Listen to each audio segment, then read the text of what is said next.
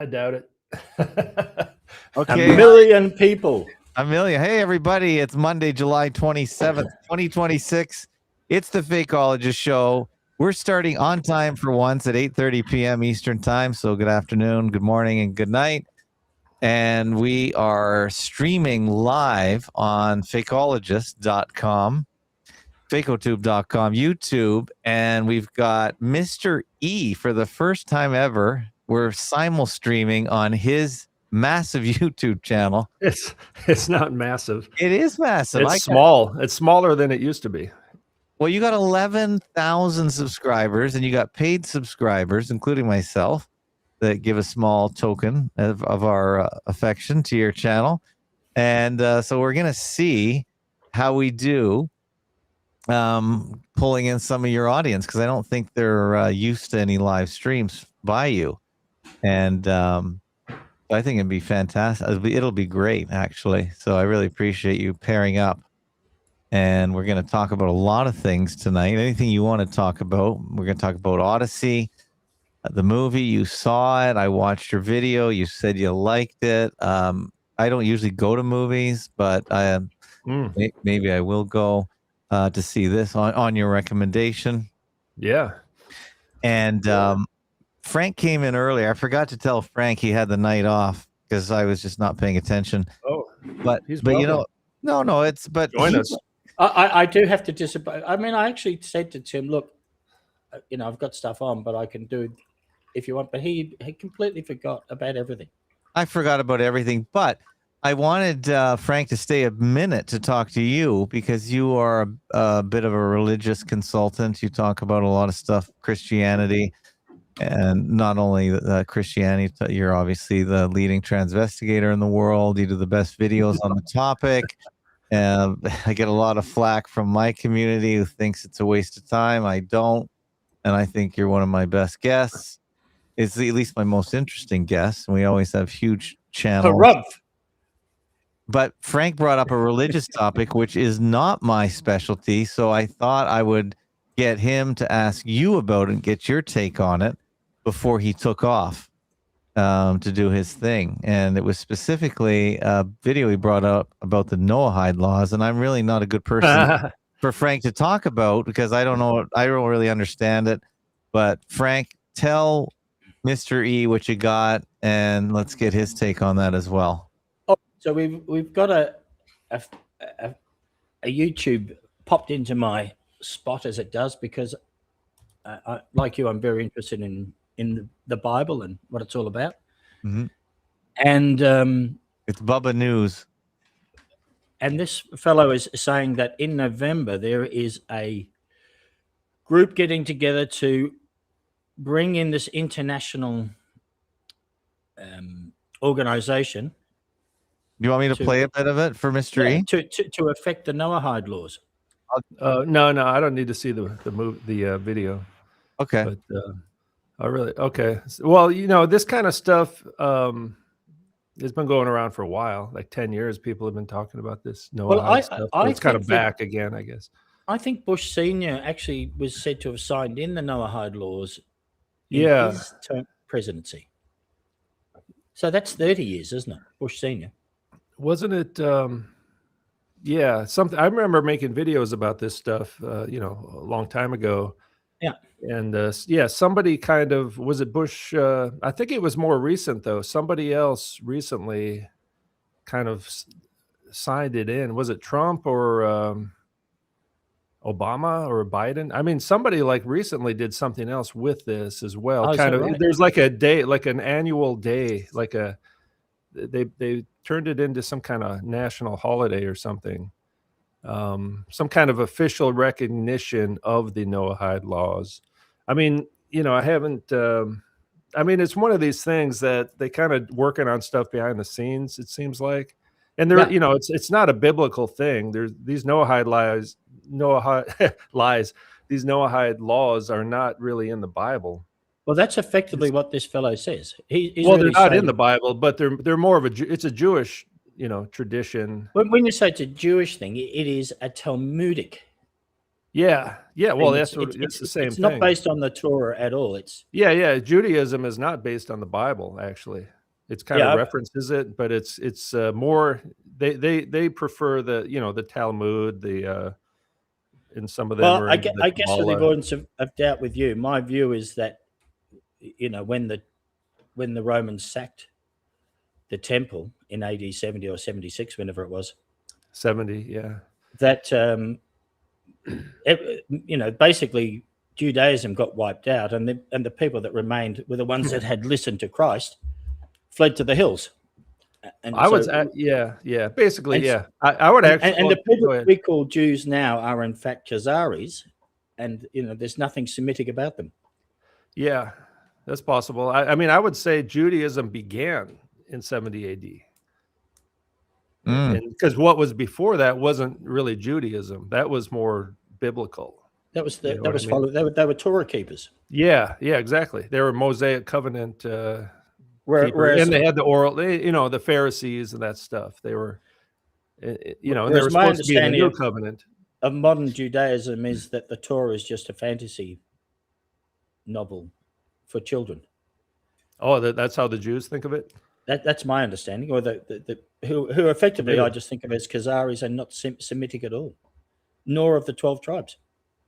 Yeah, yeah. I mean, for sure, the state of Israel does not include all 12 tribes. Whether it includes any of them at all is Well, I'm saying I don't. another possibility. My reading of history is that it cannot, because Yeah.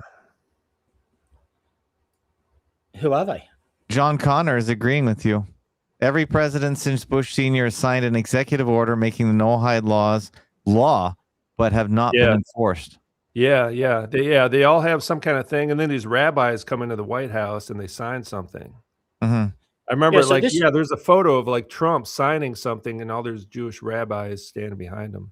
And does anyone acknowledge that in the general public? I never really understood. Yeah, they haven't unleashed this on the world or anything yet. So I mean, there's always this kind of fear mongering stuff going on that they're going to unleash the no-hide laws, and so this I haven't heard about this thing in Jerusalem 2026.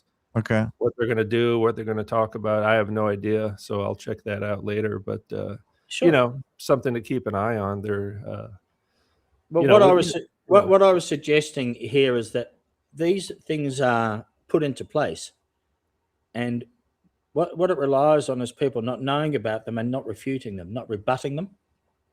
And so an assumption is made that the thing applies to them. If someone writes a law, if you like, or a bit of legalese, a bit like, we're all born into birth certificates and so on. And they want to say, because we're all descendants of Noah, so these laws apply to everybody. It's like Judaism for everybody kind of thing. Right? Yeah. Okay. Yeah. Well, I just wanted to get Mr. E's view on it. I didn't want to make this the show, but since Frank brought it up, I just thought he'd bounce it off Mr. E. But Schizo Caveman, it amazes me how quickly a Brit can just drag a conversation down. No, I think Frank is from Australia. No, I'm a Brit. It'd be fair to say I'm a Brit. Yeah, you were born. You were born. I was born there, but I'm half Norwegian. I'm probably even more of a down. I just thought I'd bring it up because Mr. E's the only other guy that really talks religion on his channel, and it's not one of my strong points or real big interests at all. I'm interested in every other thing that Mr. E brings up on his channel, actually, including movie reviews. Yeah. So, Mr. E, do you want to talk any more on that, or can we move on? We can, from my point of view, we can move on. I was just raising the topic. Okay, what about Mr. E, though? Well, I mean, thanks for pointing that out. I'll check into that more. I wasn't aware of the resurgence of the Noahide agenda, but we'll check it out. It's associated with Kabbalah, which is really big on androgyny and stuff anyway, so it is kind of related. So what else should we talk about? Well, so basically Kabbalah is the world's power religion, I would say. Would you agree that it's the religion of the elite and it joins them all together? It's a worldwide thing. It's Freemasonry. It's pretty much the same. If you read these Masonic books you can find online, they They talk about the Masonic books talk about Kabbalah all the time. And they say God was androgynous and Adam was androgynous, so and they say, we got to get back to those days. And that's really why I think you're the leader on this, because it's not just about saying this guy is a woman and this man is a man, this woman's a man. You bring the whole thing together and fuse it into a good thesis. Well, I think it's their religion. Yeah. Basically, they put it very simply, right? Like they're in a cult or something, and that kind of, if your whole thing is talking about fakery, right? That's and right. That's right. Fakers, the people doing the fakery are in some kind of weird cult or something. Some kind of they're an organized cabal, organized group of people, seem to believe the same things and working together very, somewhat effectively, you could say. And most of the people around the world don't know what's happening, but it is a coordinated effort. I mean, that's really what you highlight. And now people get caught up that, oh, well, I said Trump could be a woman or an androgyne, and that's all they dwell upon. But you really bring the whole thing together. And that's why I think that people need to go to your channel, and you've got the whole thing fused together. It's all related. You bring it all together. Yeah, even if we look at the last 5 videos, the 6th video, the one about Lindsey Graham, that actually turned out into an Israel-focused type of video anyway. But that's maybe for today's show, if you want to start with this heart video, that actually, because that's about the theater. See how it all kind of progresses, right? They're all kind of related. They're all related. That's one video turns into the next. Yeah, that's what's really powerful. Like most people like me just think Heart was a good band, but man, when you dig into it and the way you dig into it, I think, wow, there's so much hidden stuff. And now it's just, you bring it all together. It's just so powerful.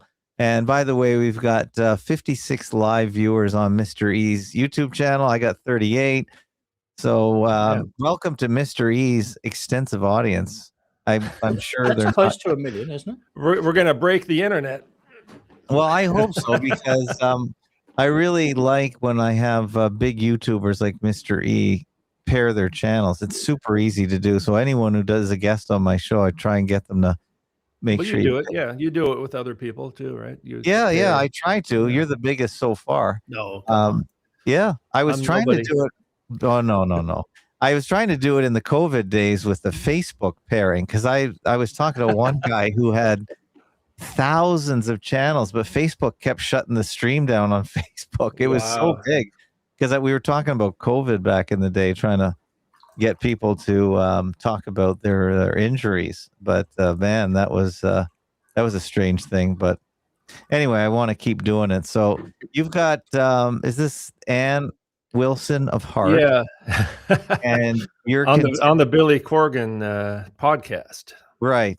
Who you? So both of them are transpicious. Well, they're very I mean, they're both interesting characters. So what, and I've made videos on Heart before, but what was revealed in this interview is that in the 90s, the late 90s and early 2000s, Ann Wilson, like Heart was kind of on hiatus at that time, right? Which they shouldn't have been. They could have been successful, I think, but they stopped kind of working for a while. And then this person here, Ann Wilson, who everyone thinks is one of the greatest vocalists, is a good vocalist, actually, right? She is, yes. So so we're not here to like trash people. No.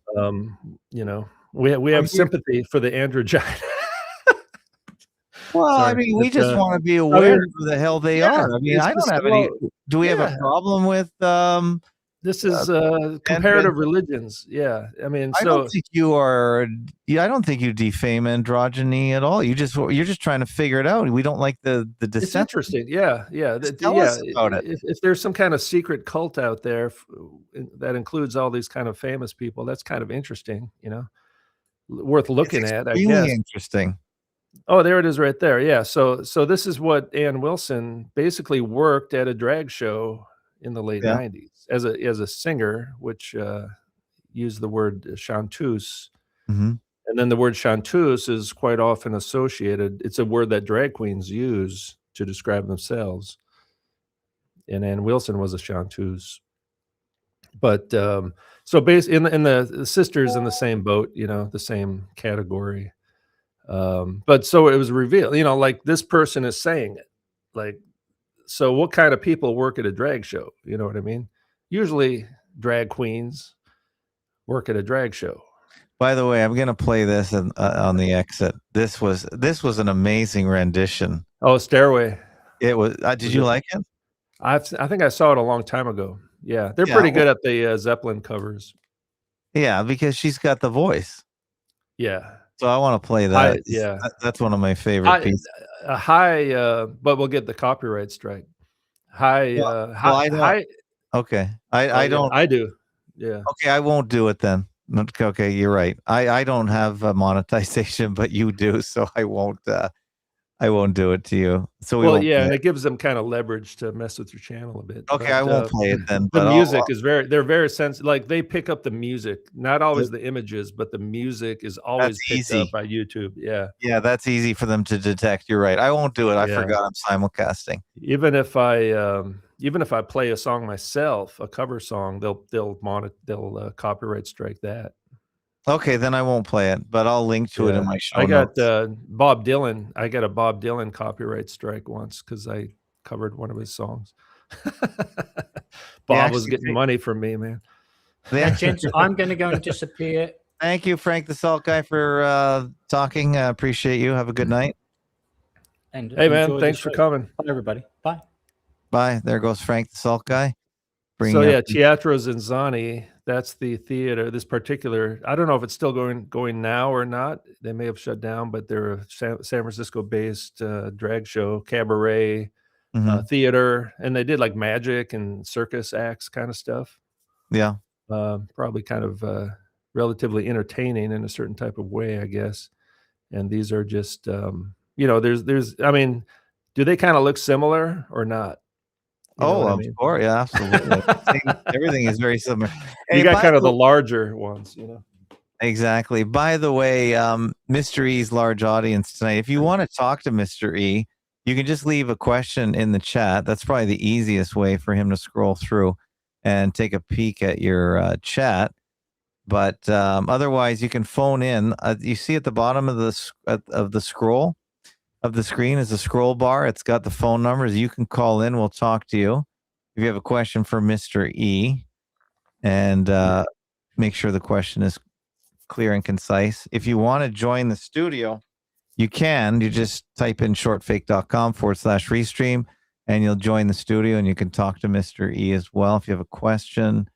No agendas tonight, though. I don't want anyone calling in and giving their agendas of their favorite pet topic that has nothing to do with tonight's show. So I think you guys know who you are that like to do that to my show. I'm not doing that tonight when we have a guest like Mr. E on, if you don't mind. So, Mr. E, if you see anything in the chat you want to answer at the same time as you're addressing your videos, feel free. Because we got a lot of your audience tonight. It's a good time to talk to Mr. E. Yeah. I mean, so basically, like, if you want to pause right there for a minute, like, basically, it seems like, it's the oldest trick in the book. I would almost say this is some of the oldest fakery in the world. Going back to the ancient world, man puts on makeup and gets on stage. And why did man have to do that? Can we be clear on why man had to dress up as woman? Well, in the ancient theater in Greece, and that's another video I did recently, is it says, like, I just was looking at a Wikipedia page just showing that this is publicly available information, right? Because if you say like a certain entertainer, actor, singer, whatever is actually a man, people think you're crazy. They look at you like you're crazy, right? It's one of the hardest things to tell people about. But you're actually an historian. But when you go, if you want to jump now to the another video I did. Okay, so we'll get out of Just for this video. just to have it kind of on the screen, or you could have whatever. It doesn't matter. Really. Can wanna we look just at be Hart? clear? Are these boys? Yeah. They Yeah. are definitely boys. Yes. So they're boys I that would say, Ann Wilson is a contralto, right. the vocal range, So which look at is her. also This is not altered. This is her Adam's apple right here. That's pretty obvious. castratos in the castrato. So we got basically in the ancient world, the actors on stage were all men, and the men played the female roles. And that was mainly because women had no status in society, period. Well, yeah, they say it's because women were not allowed on stage. I don't think that's true. I mean, Mm-hmm. I don't know. I don't think that's the reason. There is a ritual reason. The goddess. So there's always the gods and the goddesses behind the scenes. Mm-hmm. The androgynes were basically like priests, and they were like what's called cultic personnel. They were officially sanctioned representatives of the goddess. They're channeling the goddess. Mm-hmm. They're like a priest, a mediator. They're like a shaman. So they're so they're a higher form of human being because they work. Yeah, they work at the temple basically. Mhm. They're temple employees. In the theater is kind of associated. Back then, it was a theater and temple. It's all the same stuff, and people had to go to the theater back then. Like it was like a civic duty. So the theater was part of the ritual to make sure that people, like society would function. You'd have crops and all this stuff and sacrifice. It's a type of sacrifice, actually. So for the actors to, it's a religious thing. Theater was part of religion, basically, and the singers as well. And so, the castrato singers, they basically cut off the testicles of a boy so his voice doesn't change. Right. And in opera, and in the Catholic Church, they always had castrato singers. They have that angelic voice that people like. And we're talking about people like Whitney Houston. Yeah, Michael Jackson. Clive Davies, or is it Clive Davis? Clive Davis died. Clive Davis, who recently died. He was I made a video a while about that. He was the master. He was like the manager of, he'd go out and find a castrato and make them famous, basically. That was his job. It's a very simple business model, really, if you think about it. So that was his specialty. It's like, and for some reason, the public kind of worships these people. They're special. They're different, right? It's because they're androgynous, and and androgynes make good actors because they look a little different. They draw you in. People stare at them because it's like there's something mysterious and different. The men look kind of feminine, and the women look kind of masculine, right? Yeah, it draws people in. It's good for business, and we just can't place it. We're looking. Yeah. You're like, what's wrong with these people? They're different. They're special. Well, a lot of them are gods. A lot of them are super cute as well. So they're because the male to females have a low body fat, and they're lean. Right. And then, so the deception is this. It's basically remove all the masculine traits from the boy. And this is documented in the ancient literature, right? I have hundreds of references to where it's actually written down by the ancient in Greek, like 2,000 years ago, in Latin, and even other languages that no one's ever heard of from 3,000 years ago, where they document what they do to the boys, and they remove their body hair. They grow their hair long. They put on makeup. They put on female clothes. So they were doing this 3,000 years ago, and before that, they had it down to a science. Wow. And they're called the androgynes. That's the Greek word, androgynos. So this is nothing new. This didn't start last week. This isn't the woke. Hart was in the 70s, right? Yep. Oh yeah. And they grew up like this, people how probably thought they were tomboys or something. How would they be selected? Well, I think they did say they were tomboys. So are they? Do they have special parents? Do the parents? Well, that's the question. Them up. It's a sacrifice. Okay. So in the Odyssey, there's a great quote. I'm probably not getting it correctly exactly, but it was Odyssey, that Odysseus, he said, Matt Damon's character, he said, they were talking about child sacrifice in the movie, and he said, the greater the cost of the sacrifice, the greater the blessings to the person making the sacrifice. Wow. Like he was explaining why they sacrifice children. And it's like the greater the cost. And Christopher Nolan's movies actually has that theme in it. I just watched The Prestige. Is that his movie? Yeah, he's That's a an great amazing movie, by the way. yeah, it blew me away. I don't think I You seen saw it? it. I Yeah. saw it back in the day, but I didn't get it. No, I'm But sure. I'm But I sure watched it it's again. super I deep. watched it again, and I had to watch the ending like 5 times. I was like, "What just happened?" You know what I mean? That's a really good movie to watch And again. And so his movies are about fakery, deception, you know, fooling a crowd in the theater. That movie especially, and doubles, using doubles, doppelgangers, masks. Batman. He did Batman as well. You're right. It is The a Batman trilogy, and they use the word. He uses the word sacrifice in most of his movies, and sacrifice was a major theme of The Prestige. They both had to sacrifice big, major sacrifices for their career to be on stage so they could fool the masses. It's such a good movie. You're totally right. And with your analysis, it makes it even more interesting, doesn't it? Yeah, that movie. I mean, I didn't realize how good it was until the very end, and then it's like, oh wow. Like before that, you think, oh, this is a movie about magicians. Like, who cares? So, do you think there's anyone behind Christopher Nolan? Are these all his Yeah. ideas, or Well, is he's he just the guy that makes the films? Someone is giving him these. Well, his brother writes the screenplays, Mhm. and he's a CBE. What is that in the British? He's like a sir. He's a sir. Something of the British Empire. Yeah, the CBE.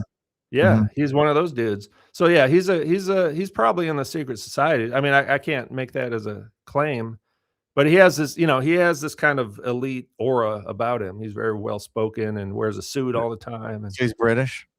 British, yeah, he's a British gentleman. The guy, I mean, makes good movies for sure, for sure. These are not just regular movies. Commander of the Order of the British Empire. Yeah. It's above an OBE. Okay, he's in some kind of club, you know what I mean? The OBE is an officer of the British Empire, but above that is a CBE. And I don't know when that happened. I don't know when they turned him into that, or if he's just in. Maybe he's probably. David Nolan? It could be he's in some kind of bloodline type deal, Right. I don't know his ancestry, but he's in England they have these people who are lords and all that stuff. Nobility. Right? It's the nobility. They run the world. It seems like he is, yeah. But making good movies, and they're very, very intense. Good for the fakeology crowd, I would say, to look into these movies. The Prestige is a really good fakeology movie. Oh my God, is it ever a good movie? And David Bowie's in it playing Tesla. Yeah. How do they work Tesla into that? Like, it's almost like they crowbar the Tesla idea into the movie. It's not really. Yeah. I can't remember how they got him into that. Well, what is the point of Tesla? And well, he did a magic. I mean, he did the thing. The other dude's character, the Wolverine's character. I forget that actor's name. He used Tesla's technology so he could actually, do his magic trick basically. And it was kind of like real magic. He was like cloned and transported. He was transported to a different place using Tesla's machine. Okay. And cloned, and that's why I don't want to give too much away, but yeah, Tesla is a big part of that movie actually. And Tesla is also watch it again because I obviously didn't understand it, but yeah. Michael Caine is really good in that too. See, his movies you got to watch them more than once because you don't even understand it the first time you watch it, and because there's this major ending, and they're all like that, and then you're like, oh wow, I got to watch this again, and so they're deep. Like every little scene has some kind of hidden message in his movies. So, but theater, right? So if we get back to theater, Prestige is about theater. And the Odyssey is an ancient piece of Greek literature. and they performed that in the theater back in the day. And then this Ann Wilson performed in the theater, and a rock concert is basically a theater performance. And so basically, yeah, they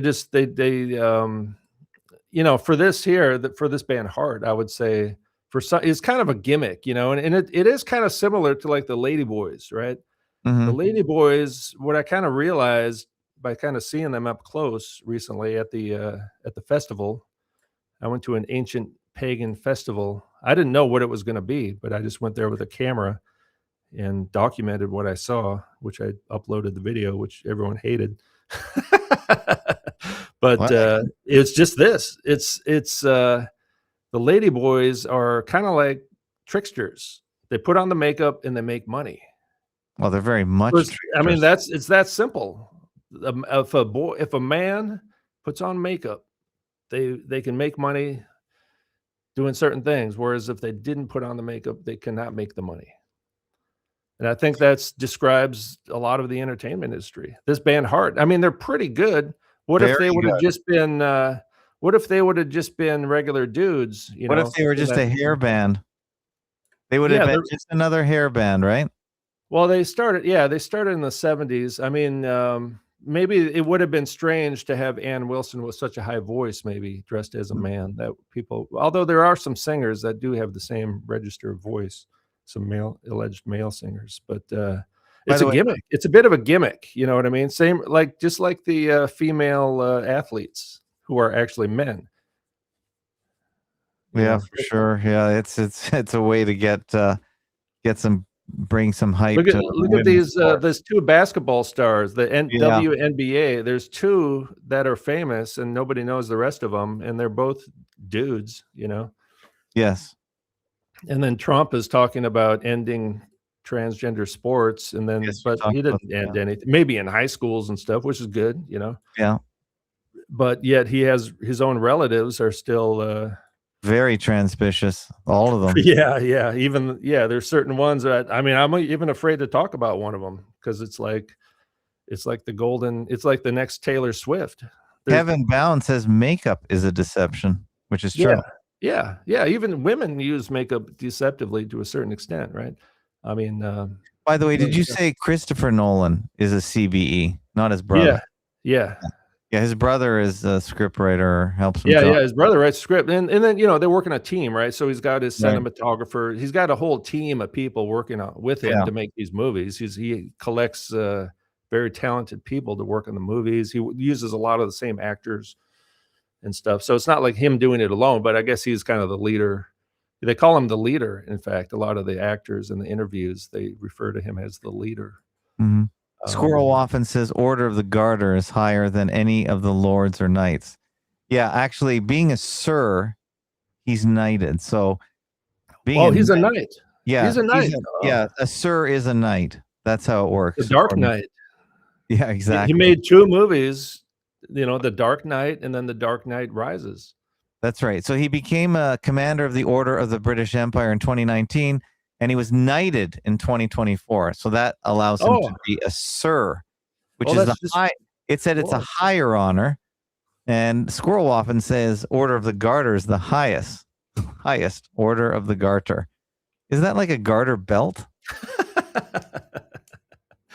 So that was pretty recently then, maybe right after he did Oppenheimer. Yeah, probably.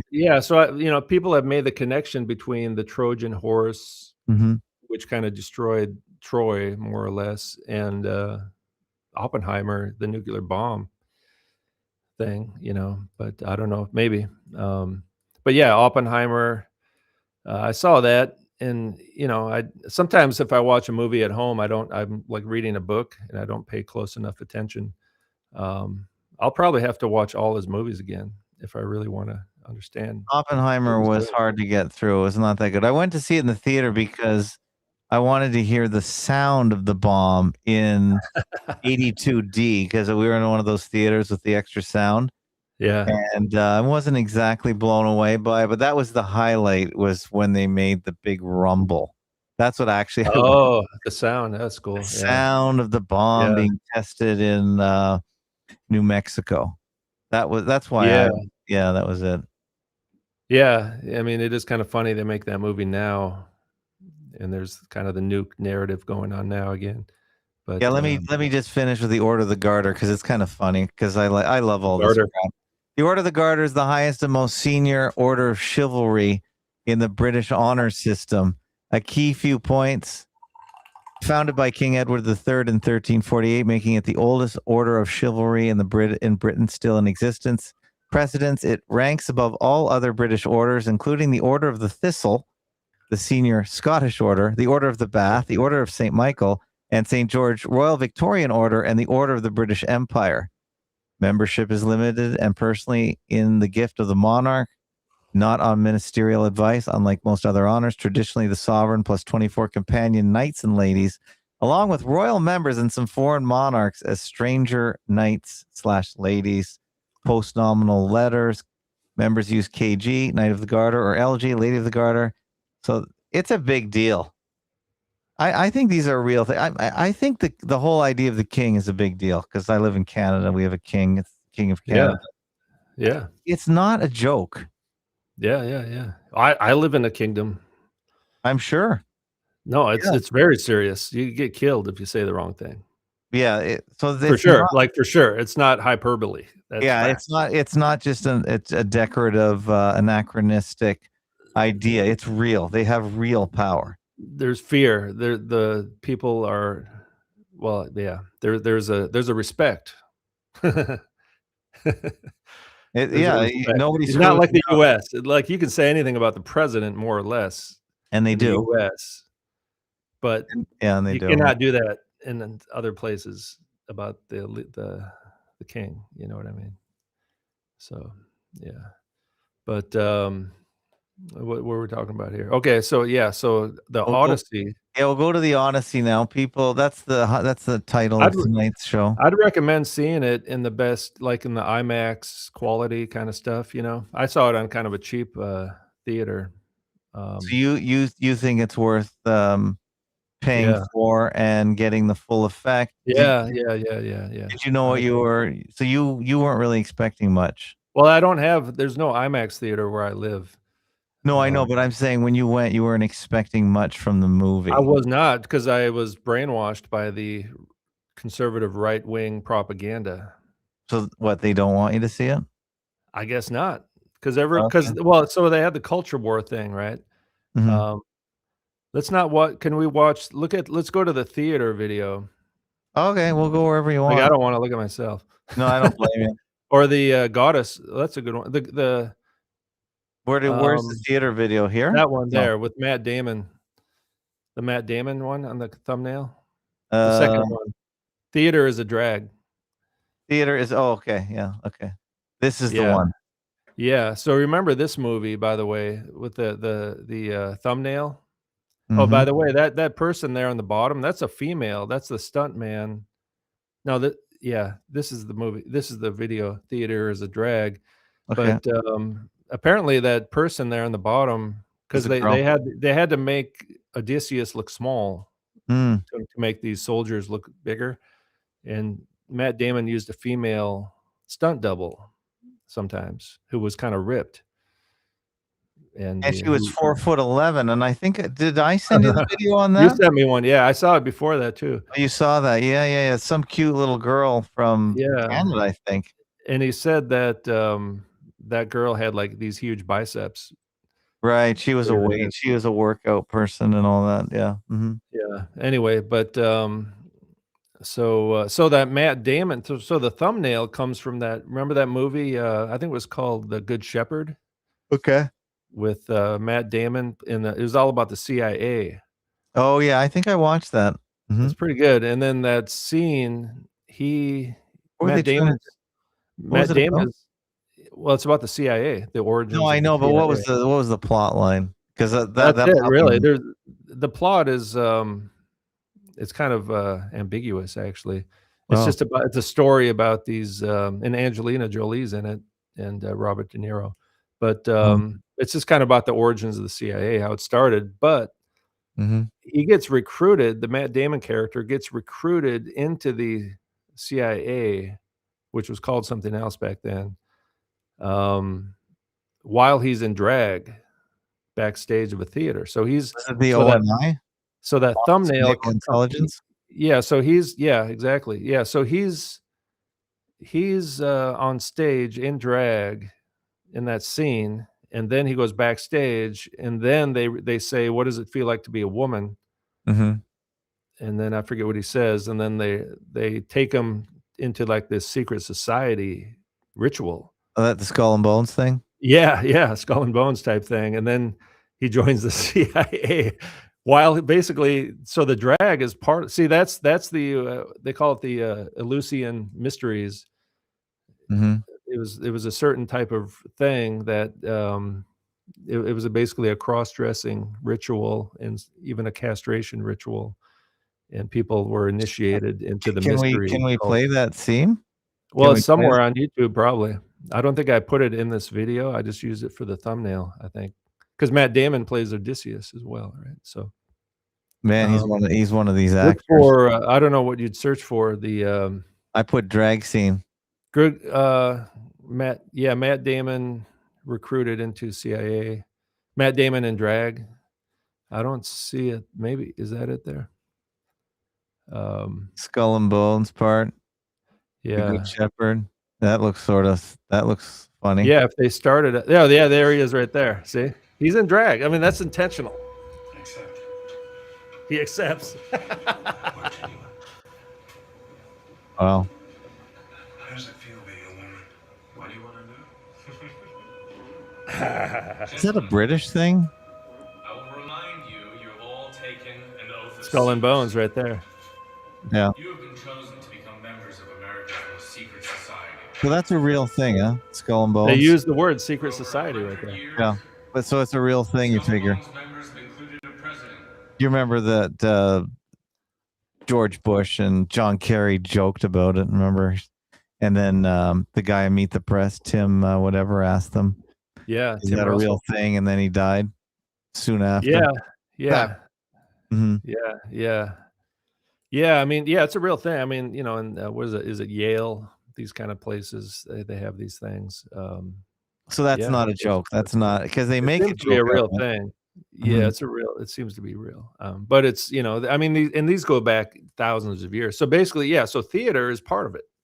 So these Freemason kind of people, they always do these theater things where they're in drag on stage.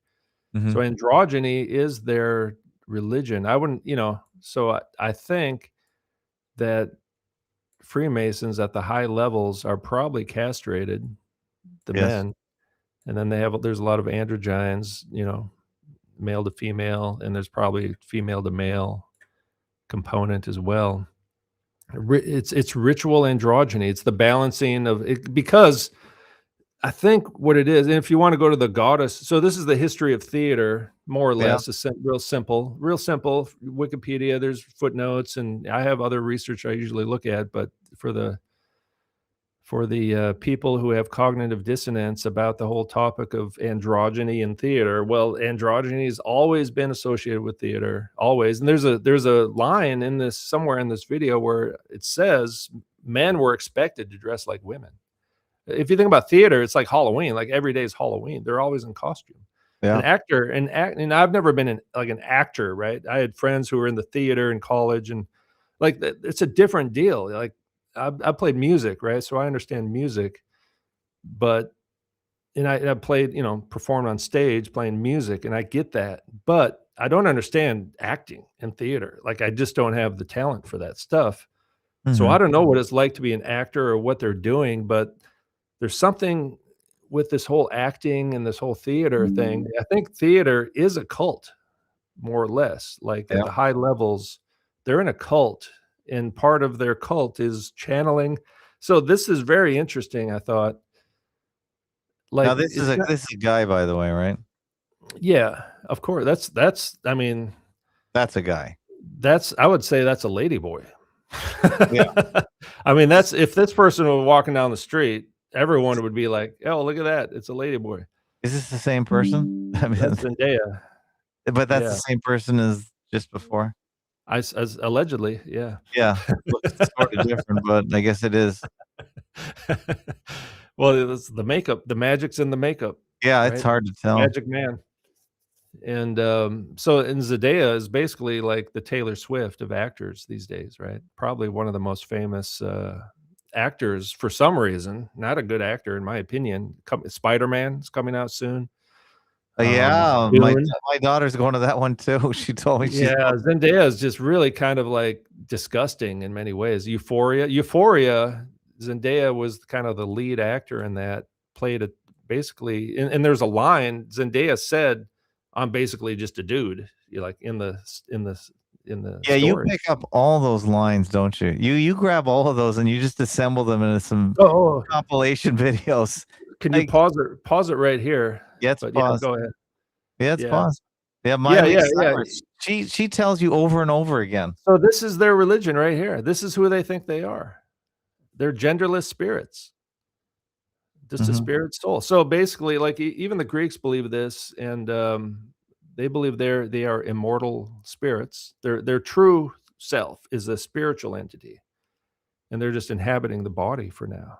Kate Emma says, "Look at those shoulders like a shelf. No woman has huge straight shoulders like that. No handbag strap falling easily from those." Oh, do handbag straps fall off of women's shoulders? I guess that's what she's That's implying interesting. Yeah. That would make sense. because Wow. of the slope. Mhm. But not with these people. It's No. on firmly. They can It the almost handbag. hooks on at the shoulder there. Yeah, it's just That's a funny. thing. That's funny. Only a woman would pick up on that. Exactly, because they have to deal with that. Yeah. So the woman's perspective is very So helpful. Miley has said over and over again, she's dropped so many clues. Yeah. Said Here. just like Miley said on stage, about the duct tape? Remember that? Yeah. Um, You must have at least 10 quotes from her on this topic. yeah. I think Miley said, "I'm just like all the other drag queens. Mhm. I need the duct tape, Yeah, you've duct done some tape, Miley lipstick, videos. yeah, lipstick, duct tape, and I'm good to go, something like that. I'm like all the other drag queens implies Miley's a drag queen, and on a talk show, Miley said, "I was the most famous drag queen in America." In the Hannah Montana. Mm. Remember the Hannah Montana show that all the young girls would watch? Oh, yeah. Right? And Mine playing a watched them. double, playing like a doppelganger type of deal, right?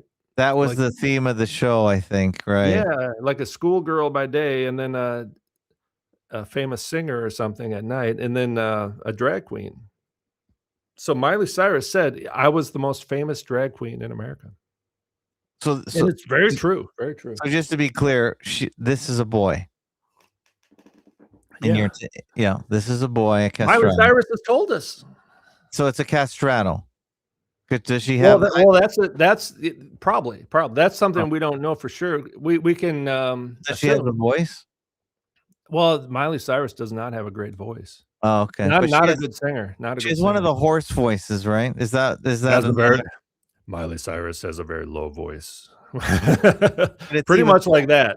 Miley Cyrus and Ann Wilson also has a deep speaking voice, but Miley Cyrus Ann Wilson can sing really high right. and powerful, almost kind of annoying, or it hurts your ears a little bit. Yeah. But Yeah, it's Miley stressful. Cyrus is not a good singer. So No. Miley Cyrus may or may not be a castrato. I don't know. Mhm. Based on the voice, just because it's not a really good singer. She can't get up there with the notes. Well, I don't know. Yeah, just not a good vocalist. Good enough. I mean, Miley Cyrus more into the fashion and has good stage presence. A good performer. Good enough. So looking at this slide here, is Zendaya trans? So why do they? Of course, you don't use the word trans. You use androgyny. Is it androgyny? I think escapes the Borg a little bit better. And for some reason, nobody knows what that word means. Like I'll tell people, "Oh yeah, so and so, that's an androgyne," or they're like, "What is that?" Well, androgyny. Don't people know what that word means? I guess not really. Let's define it one more time. What does androgyny mean? Because andro means male. It's a Greek word. Andro means male. Andro is male. Okay. Gynos is where we get the word gynecology. Gynos, Right. Gine. Andro's male, Gine. It's male. You'll see it translated as male hyphen female. Oh, it's both words contracted together. Lady boy, just like lady boy. Okay. Boy girl. So Girl, it's boy. man woman, androgyne. It's a man hyphen woman. You'll see it translated as male hyphen woman. I prefer the word androgyne just because that's exactly what the Greek says. We're just using, we're transliterating the Greek word into English. But yeah, it's male hyphen male and female. But they're men. They're lady boys. And if you ask the lady boys, they will say they're men right here where I live. Are you a man or a woman? They don't say they're women. So I'm right. Androgyne comes from two Greek roots fused together. Andro from aner, andros, meaning man, same root as in android. Hey, I have an Android phone, by the way. Interesting. Andrology. And gyne, meaning woman, same root as gynecology, misogyny. Yeah. Or gyne or guinea. Yeah. Yeah. So literally it translates to something like man, woman. The word entered English through Latin androgynous, itself borrowed from Greek androgynos, which combined these two root words to describe someone embodying or blending both masculine and feminine characteristics, whether in physical form, gender expression, or identity. Interesting. Okay. Ancient roots, hermaphroditus. Oh yeah. So hermaphrodite is Hermes, is a god, Greek god, and then Aphrodite, the goddess, and they had a child named Hermaphroditus, who is the god of androgynes, the god of hermaphrodites. Hermaphroditus, that's where the word hermaphrodite comes from. Hermes and Aphrodite, male, and it's the same concept. But sometimes in the Kabbalah or the Masons, they will distinguish between the physical hermaphrodite and the spiritual androgyne, the ritual. And so I call it ritual androgyny, just like you guys call it elite gender inversion.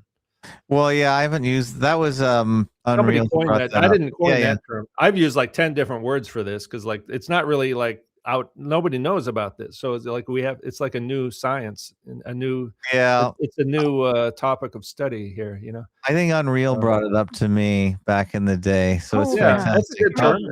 Hold on, we got a caller in. Hold on. Caller in. Where are you calling from? What's your name? I'm calling from the South Shore of the St. Lawrence Seaway. My name is John the Baker. Hi, John. What do you say? Hi to Mr. E from. Hey, Mr. E. I really like your work. Thanks, man. Of course you do. It's the best. It's the best. The best. Yes, I like to say a tranny here, a tranny there, a tranny everywhere. Yeah. Okay. Well, anyways. In opera and symphonies today, when they have a singer, are those women singers men too? In opera? Yeah, there's a lot of them in opera, and historically, it was known. It was known until about 100 years ago, the castratos, right? So no, I haven't looked at too many modern day opera singers, so maybe I'll check into it. Symphonies? What about if you have a singer at the symphony? Possibly. I mean, you'd have to look at each individual case. You know what I mean? But yeah, so so I'll look into it later. But it's I would say any genres. I mean, country music, opera, whatever. Anyone on a stage is open to evaluation. It could be. There could be some people who are not part of this deal. On a stage somewhere, but there could be some real females in acting. It does seem like it sometimes. Yeah. Okay. Because I was wondering too. I looked at the old TV series, the original version of it, Melrose Place. Oh yeah. And I'm looking back at all those females, and I think they were all tranny. Yeah, probably. It was a show like that. Yeah. Wow. Yeah. That's amazing. Yeah. But there was a show called Friday Night Lights, and the coach's wife seemed like a real female to me. So yeah. I mean, it's possible there's some real female. I think the androgynes maybe cost a little more maintenance.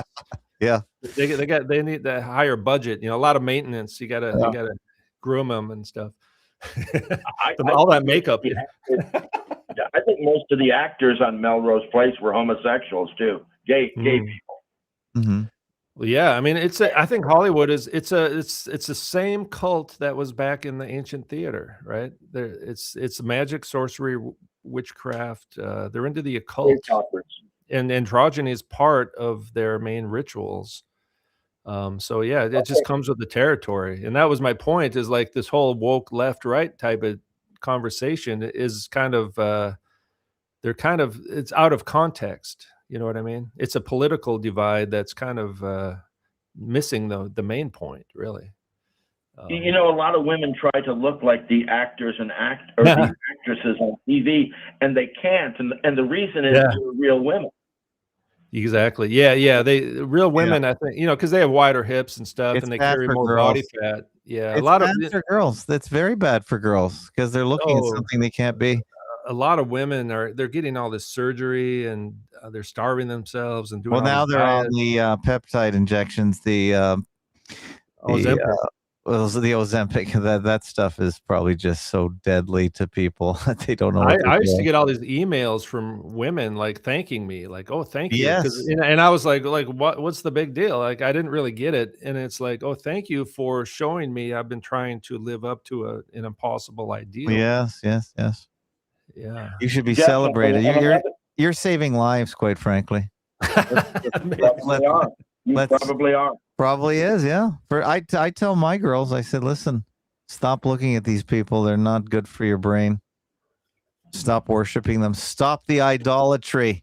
That's why I look at Zendaya, right? All these young girls idolizing Zendaya, or Disgusting. it's disgusting. All right, well, I wanted one other thing. One other thing. Since he's a religious man, does he believe that makeup and these things came from the fallen angels? Well, that's what the Book of Enoch says, and it's I agree with that stuff. Probably, yeah. It probably it's part of the pharmakia kind of stuff. It probably originated as part of these pagan rituals, and it's associated with a mask. And if I'm not judging women out there putting a little bit of makeup on and stuff when they go out, but I think the origins of makeup are considered to be more in the kind of demonic and satanic realm, and it can be used like Kiss, right? Kiss wore makeup. The band. Yeah. Gene Simmons' stage name was the Demon, so especially so like the men wear the makeup, but then even there could be a kind of a demonic element even if women are wearing makeup, depending on the intention, of the makeup and all that. Why are they doing it? That's part of it as well. To deceive or to perform some kind of ritual. If they're putting a dash here, a little bit now, if the women put on a bit of makeup before they go out, I don't think that's a big deal today, but the history of it is probably more on the demonic side. Yeah. Have you noticed too that in award ceremonies, they're talking about they give an actor's award for a female performance now, and an actor's award for a male performance. They used to have actress and actor, but now it's actor portraying male or female. So, I mean, there's got to be some males that are females too. Yeah. Oh, yeah. Yeah, for sure. Sure. There's a lot of, because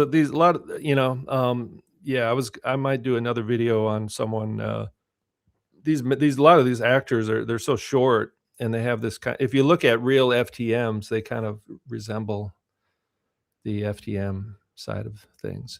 Yeah. So, and that's all hormone based more than anything. They inject hormones. What's that? Since you're a religious man too, what do you think about the royals descending from the fallen angels, like it says in Enoch and other biblical texts? Yeah, I mean, even was it King Charles? I guess we should say now. King Charles said he was descendant of Vlad the Impaler. Yeah, and Hercules too. Hercules. Oh, I didn't know that. No, he said Hercules. Yeah, Hercules. He's also a descendant of Hercules. Whoa. Well, Hercules was kind of a Nephilim, wasn't he? Or was he a god? Came from I believe a god and a female human. Because some of his brothers and sisters came out just human, and there's like the stories of centaurs where sometimes they would breed with a woman and have another centaur. Other times the human would come out. Well, you know, like in Japan, the emperor, like the regular people believe the emperor is a descendant of the sun god in Japan. You know, so that's just common belief. That's what it, so yeah, royalty. So yeah, the royalty have always been associated with being demigods and descendants of the gods, and even the Roman. You know, a lot of the Roman emperors wanted to be deified, and they said they were sons of gods. And because the and basically the you know the fallen angels watch over all the nations, right? That's Deuteronomy 32:8. The watchers ruled over the nations, and then the king, the ruler, works for the gods, and it has to be connected. And that's why they have the androgynes are like the conduit. They're like the temple, the Stargate. That's where the demonic elements come through. They open the doors. Claim to descend from Romulus and Remus, who were a child of gods and a human, and then were raised by wolves. And they claim all the 100 royal families of Rome, which are still around today, that they descend from that too. Yeah. So that's always been the case. So I think, see, another point I made too in these videos is that we go to movies and we experience all the supernatural stuff in the movies, but then we go back to our real life as if there is no supernatural world, right? The modern day worldview is materialistic. All that exists is what we can see and sense. But people love to go to the movies to experience the supernatural. So it's compartmentalized. So nobody believes all this. Like if you're saying the royal family is descendant from the gods, no one's really going to believe that in the Western societies today. But in Asia, they do believe that. They absolutely believe it. It's true. And they're very supernatural people in Asia. They believe in ghosts and spirits, and there's spirit houses and temples everywhere you go because they believe there's a spiritual, supernatural world all around us at all times. So yeah, it seems like the ruling elite, the rich seem to believe in this stuff. They believe they're gods or descendants of gods. Yeah, and spiritual beings and angels. That's why they wear the angel wing. I mean, I think it's only drag queens that wear the angel wings. Do real women walk around wearing angel wings? No, and all of that Victoria's Secret they're all men. Yeah, it's just like the drag show I saw the other day, and what we're seeing in this Zendaya video. You know, you asked about Anne Hathaway. Do you want to look at Anne Hathaway? Anne Hathaway about her. You want to watch this clip? Who is this? Yeah, what's going on here? Well, she rips into whiteness, and I think cisgender males. Those cisgenders. It sounds like a disease. Those sissies. Let's just see here. I think I can play this without copyright or anything. It's not a song. Yeah. Oh, the equal sign. Remember that? The equal sign. And then by your grace, I am here as your guest. And I get what are we looking at a guy or a girl here? Do you know? That's a dude. This is a fairly dude. Passable, yeah, passable face, more or less, but a huge mouth. Okay, this is I've made videos on Anne Hathaway before.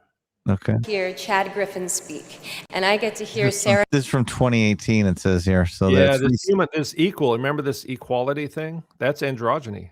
That's androgyny right there. Okay. Symbol, yeah. The equal signs. Yeah. And I'm here to say I think men and women are unequal. But that's why we complement each other. Yeah, you're a complementarian. Right. Is that wrong? No, that makes a lot of sense. It's practical and it's historical. It's biblical. Okay, good. I've never been called a complementarian before. Can you give birth? Not today. I just give birth in the morning when I wake up and last night's dinner, but whatever. You can call whatever you want. I know, that's disgusting. That's awful. No, it's funny. That's disgusting.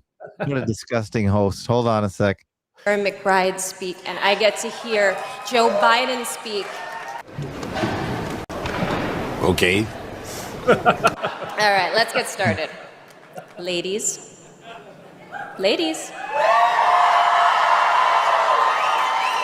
Look at that neck. Gentlemen,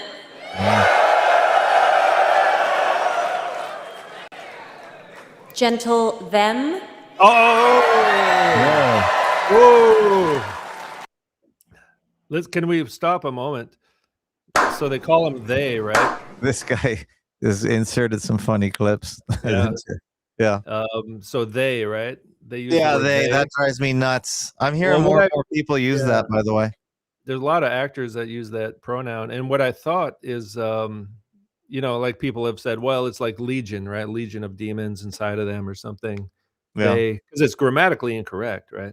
it You can't totally call it. is. But I was thinking maybe it's referring to the spirit within them and the human body. So Mhm. it's they. Maybe they believe it's grammatically correct because it's the spirit. Like if there's a demonic spirit inside of them, and then there's a human being as well. So it's Right. two people. It's not like a host. It may not be a host of demons. It's just two people True, yeah. inside of them, and maybe Yeah. even the male and the female, right? The male hyphen female aspect, whatever. So they're saying there's more than one person inside of them. That's kind of what they're I saying. go with the male female thing. That makes more sense. Yeah. I mean, if you have more of a materialistic worldview where, without the supernatural, then that would be an explanation. But if there's different worldviews people have, right? So, Oh yeah. if you have a supernatural, if you allow for the existence of supernatural things that are, we can't really see, then that opens up other possibilities to explain what they're doing, and it explains a lot. Okay. Should we keep watching? It's only 3 minutes. Sure. So here's the clapping.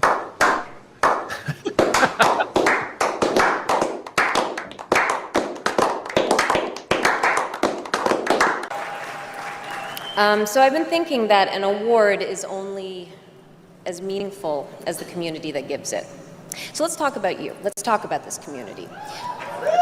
What I love most about this community is the way you own the alphabet.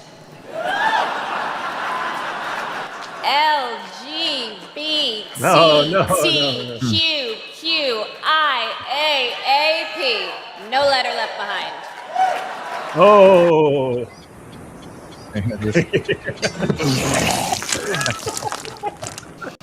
It's important to acknowledge that whatever my actions have been, however hard I have worked, however the world may have marginalized me and my experiences, that my standing here, my ability to be visible to you, comes from the world unfairly rewarding my particular type of visibility. It is important to acknowledge that, with the exception of being a cisgender male, everything about how I was born has put me at the current center of a damaging and widely accepted myth.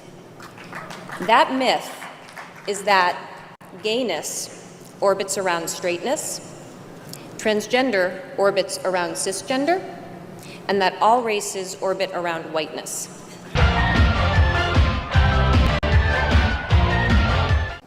It is a myth that is with us from birth, and it is a myth that keeps money and power in the hands of the few instead of being invested in the lives of the free. What? I appreciate this community so much because it's where I learned to reject this myth. Wow. I appreciate this community because together, we are not just going to question this myth. We are going to destroy it. Wow. Ooh, destroy. Boy, that escalated quickly. Okay. That's a pretty good video. That's a good piece of propaganda. Yeah, that's pretty good. That's pretty crazy. Yeah, okay, well, John, we better go, John. I have one more caller in who's been trying real hard. So thanks. Nice talking to you guys. Okay. See you later. Thanks. Thank you. And we got a ton of viewers. We got 113 live on Mr. E's channel. That's pretty good. Yeah, see, Anne Hathaway is introducing a religion to the world there. Oh, yeah. Pantheism, basically, like the myth. It's a myth. The whole Bible's a myth, according to that. Male and female is a myth. we're all spirit. It's what Miley Cyrus said. There's a whole worldview they're trying to introduce. We're all genderless spirits. Actually, That's this who we video, are. Yes, this video just came out 7 hours ago. This memology. Wow. Anne Hathaway's in the Odyssey. You kind of just ruined the Odyssey for me now. Well, yeah, that's probably why it came out, because now that she is a big spokesman. Apparently, she's having a third baby.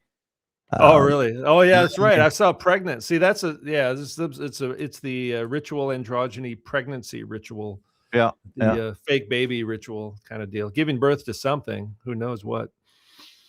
Or maybe not. Okay, one more caller in, and we got to get running because we've been over an hour. 15 minutes. In spiritual birth. Okay, caller in, or where are you calling from? What's your name? Caller in, or go ahead. Caller?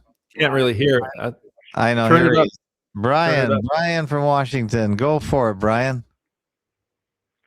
You hung in a while. Well, I'm just going to encourage people to not focus on this who's a tranny. Yeah.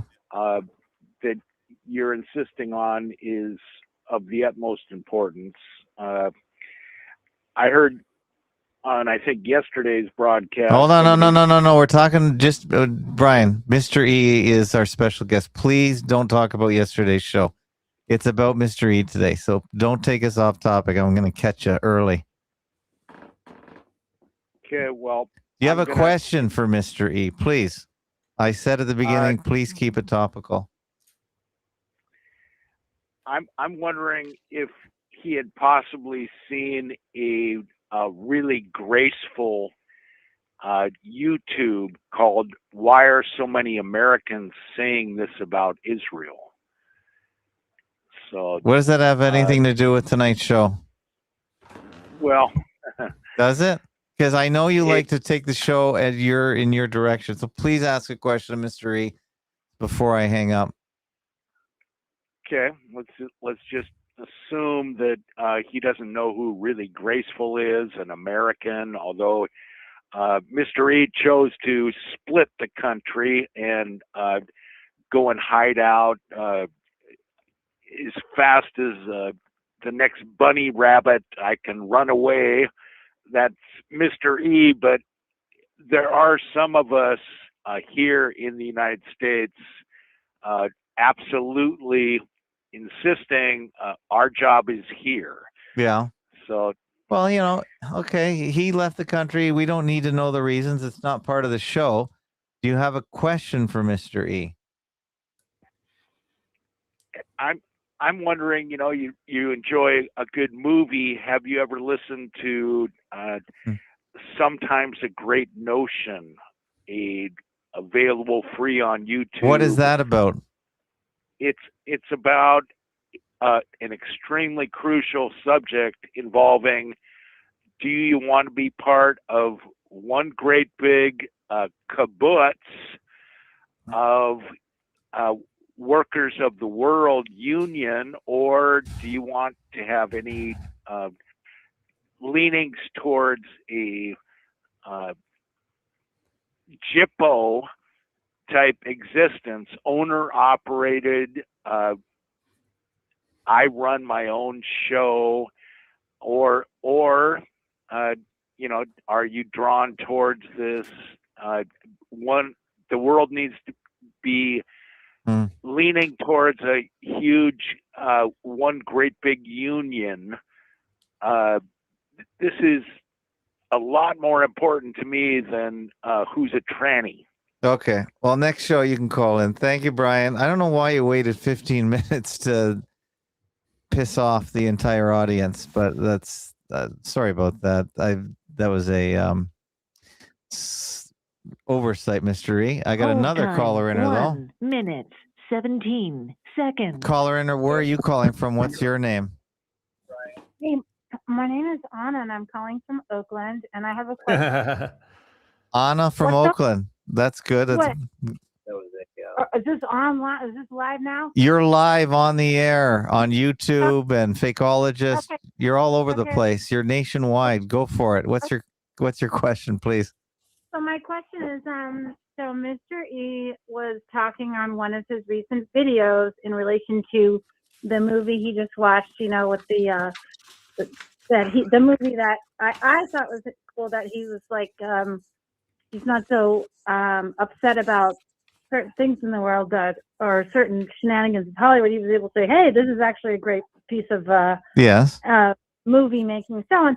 But he mentioned something that really struck with me. It was like we've sort of, in our modern worldview, even people who are Christians or whatever, don't really believe in or have an active sense of the supernatural world, which, like, all the ancients and all continents, or what, if you, this is very coarse what I'm saying, I'm trying to be succinct and please form a question soon if you can. I'd like to hear Mark elaborate on something I find extremely interesting, which is like the supernatural world, where we can maybe find it more in scripture, and also like where we're not seeing it, like, because I don't have any sense of the supernatural world except for like when I observe phenomena like coincidences or stuff like that, or God's grace and luck and with certain things. But in terms of like demons or angels or I've also noticed that our modern world. Do you have a question for Mr. E, please? Mr. E is waiting. What's the question? Phrase it easily for me to understand. Do you understand it, Mr. E?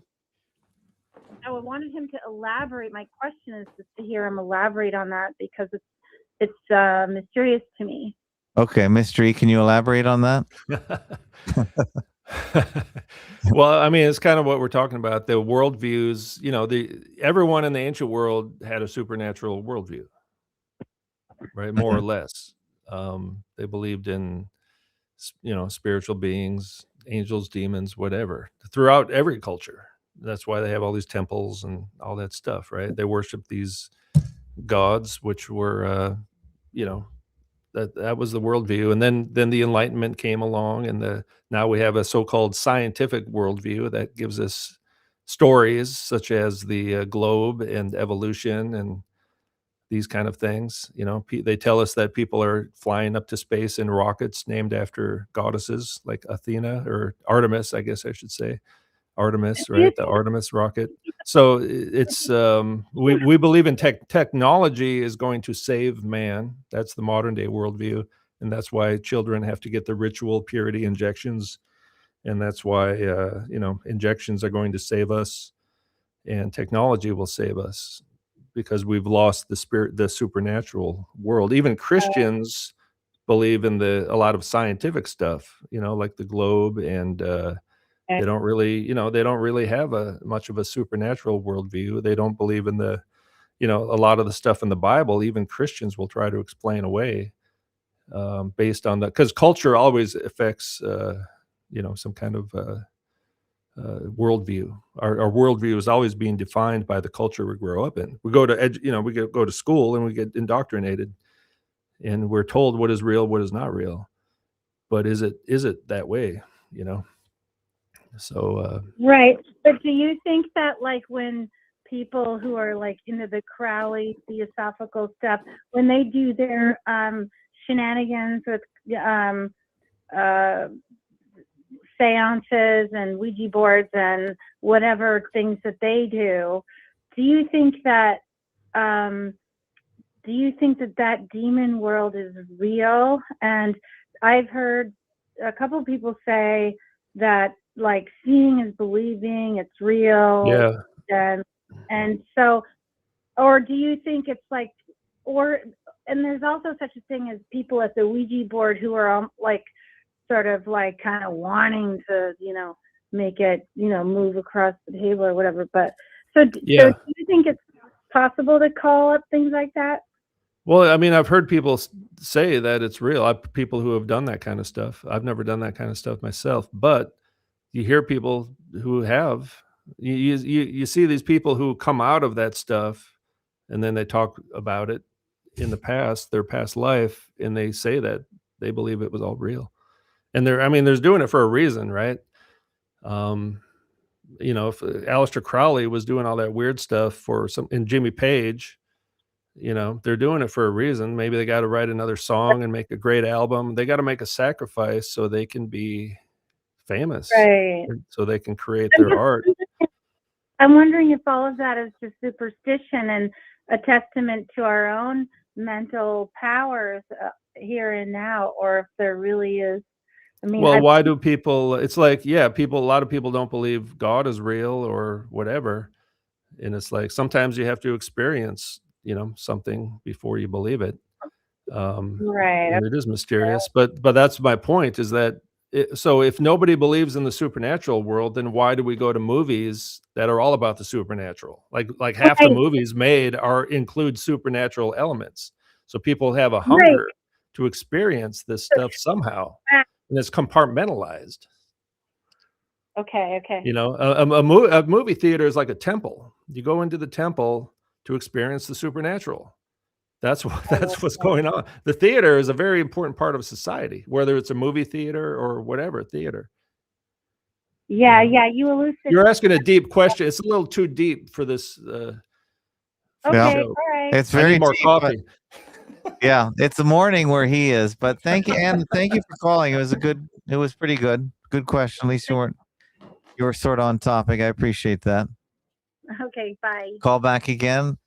Getting a lot of callers tonight, Mr. E. We got a big audience tonight, very big audience worldwide on the Fakeologist Mr. E network here. We've been going about an hour and a half. I don't really like to keep people longer than an hour, so this is an hour show. But Mr. E, as you know, we could talk for a long time because this topic is so big. I mean, the interesting thing for me was the goddess, like in the I think it's the other video where is Zendaya a goddess?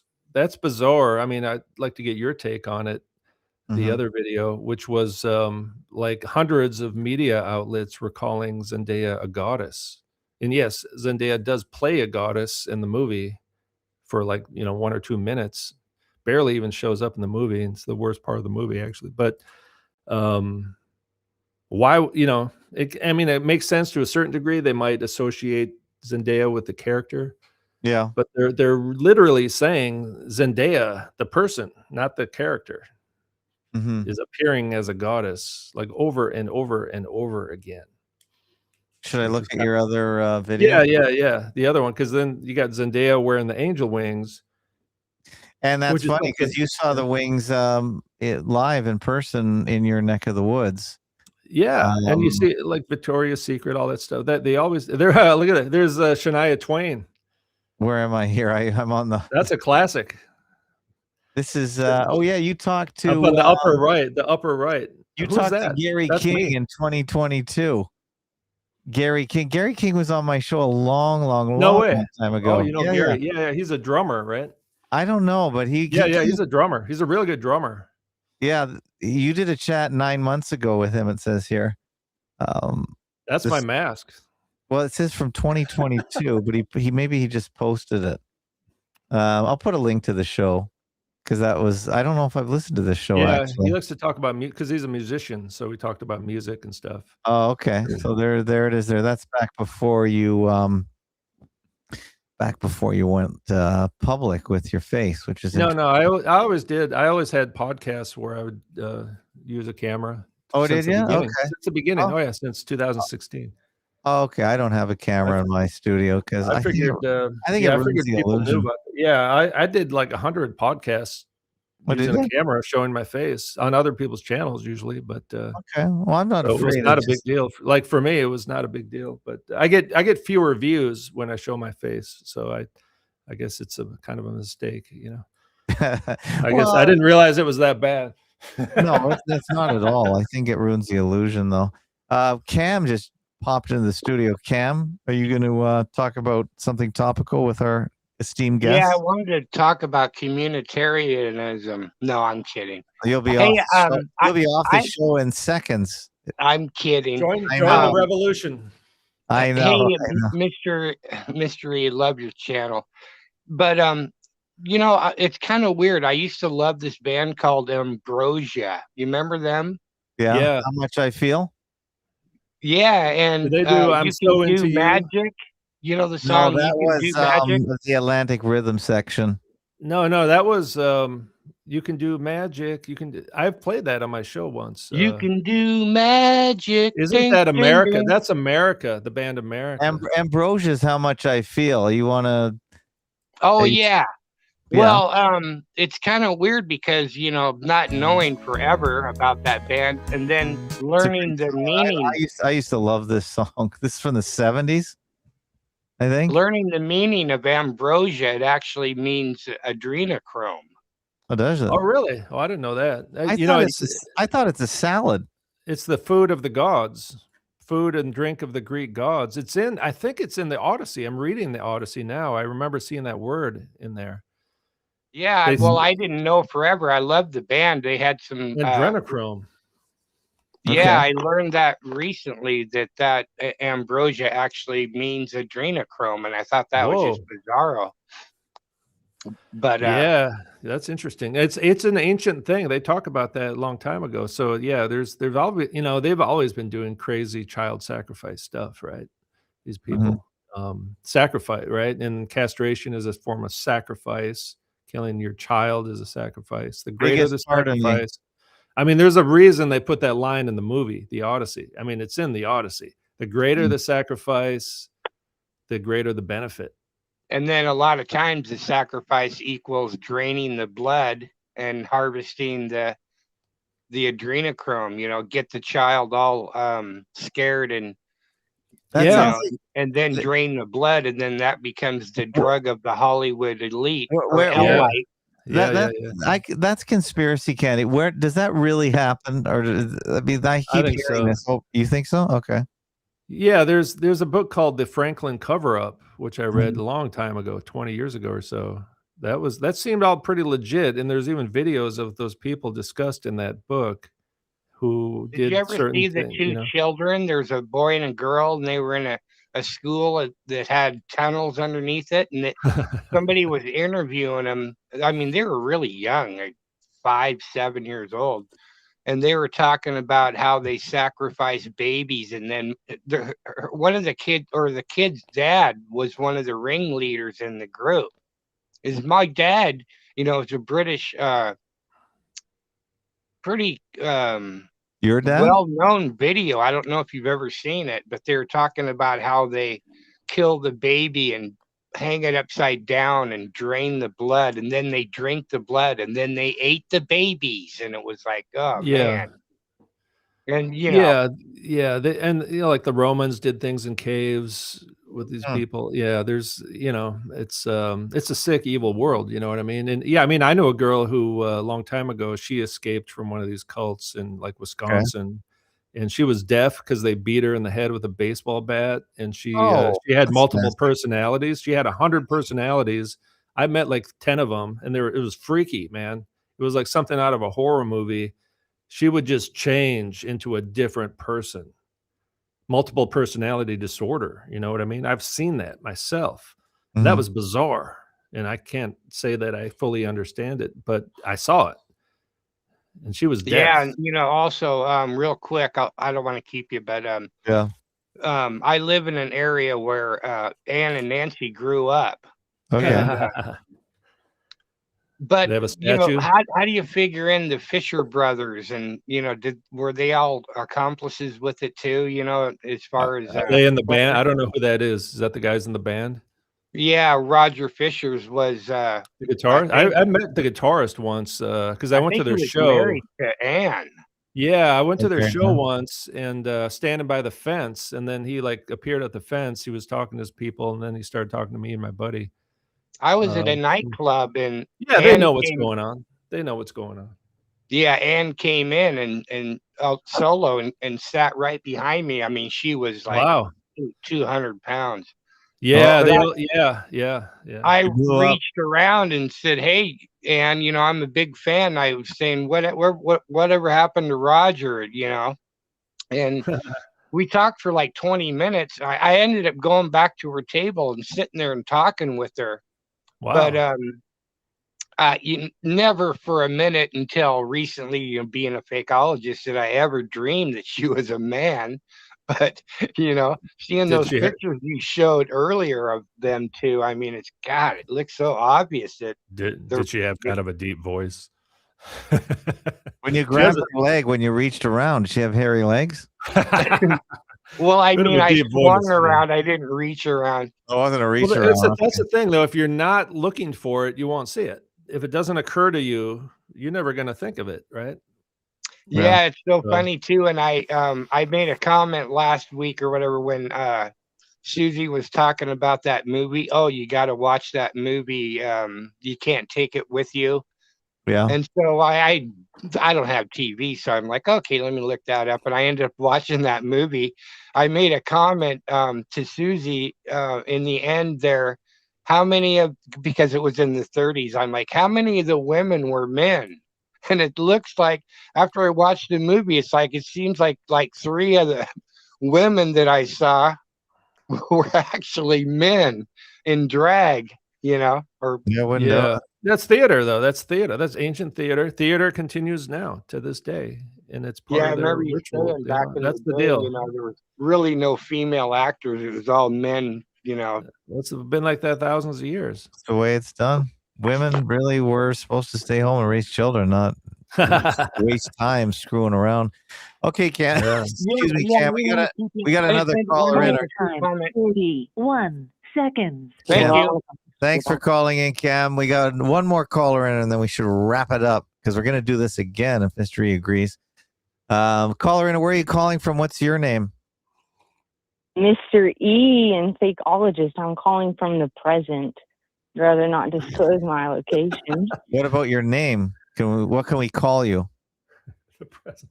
Can we call you anything? You could call me Mr. E's #1 fan. All right. Well, that's good enough. Mr. E, you're going to have to line up. There's a lot of fans. No. Okay, so all right. So I'd love to talk to Mr. E about Ovid and the Metamorphosis. And I'd love to hear what he has to say about that. You're assuming I've read it recently and know anything about it. So yeah, I don't think I have much to say about it right now. I'd have to read it. Oh, well, can I tell you a story from it? Yeah, you tell us. Well, there's a story in Ovid's Metamorphosis, which he describes I guess I can't really say the word, the R of Saturnalia. And it's about a eunuch dressing up. Well, not a eunuch, because he's a man drag queening, going into the women's baths and pretending to be a female. Okay. What? That's a book? Yeah. It's a book? When was this written? Remind us. It was written by Ovid. So when? Latin. That's a Roman, right? What's the name of the book? Metamorphosis. The Metamorphosis. I think I've looked into this, and it's called. I think there's different names for it as well. But yeah, there's all kinds of references to androgyny in the ancient literature, and even in the Odyssey, because Zendaya's character Athena appears as a man a few times in the book. That's why I thought Zendaya was a good casting choice to play an androgynous character. What's that? Go ahead. Sorry. In the book, she appears as a man? Yeah. Athena appears as a man at least twice, and it literally says, in Athena appeared as a man. Like, I have the quotes. I have it. I'll probably make another video on this. Yeah. It's in my it's in one of these videos. It's in that goddess video, I think. One of them. The first quote from chapter 1, but I've continued reading now, and I've discovered more quotes. Yeah, Athena appeared as a man and a woman. Depends, in many different forms, which they didn't really do in the movie. They kind of did in a way, right? By having Zendaya, you get the male - female aspect of the goddess. But yeah, goddesses can appear in any form they want. Gods and goddesses, they're basically like shapeshifters, right? And that's one of the themes of the Odyssey, is that they have this law of Zeus, is that you got to be hospitable to strangers, because a stranger could be a god in disguise as a human. That's like the whole theme of the Odyssey and in the film. It's in the book and it's in the movie. It's the main theme of the movie for sure. And I would say it is the main theme of the book too, I would say. I've seen some people say that it's not really in the book. It is. It's in the book. It's the law of Zeus. And if you're not kind to strangers, then Zeus will get his judgment. You'll get the judgment of Zeus. Bad things will happen if you're not kind to strangers. That's like really what the whole Odyssey is about.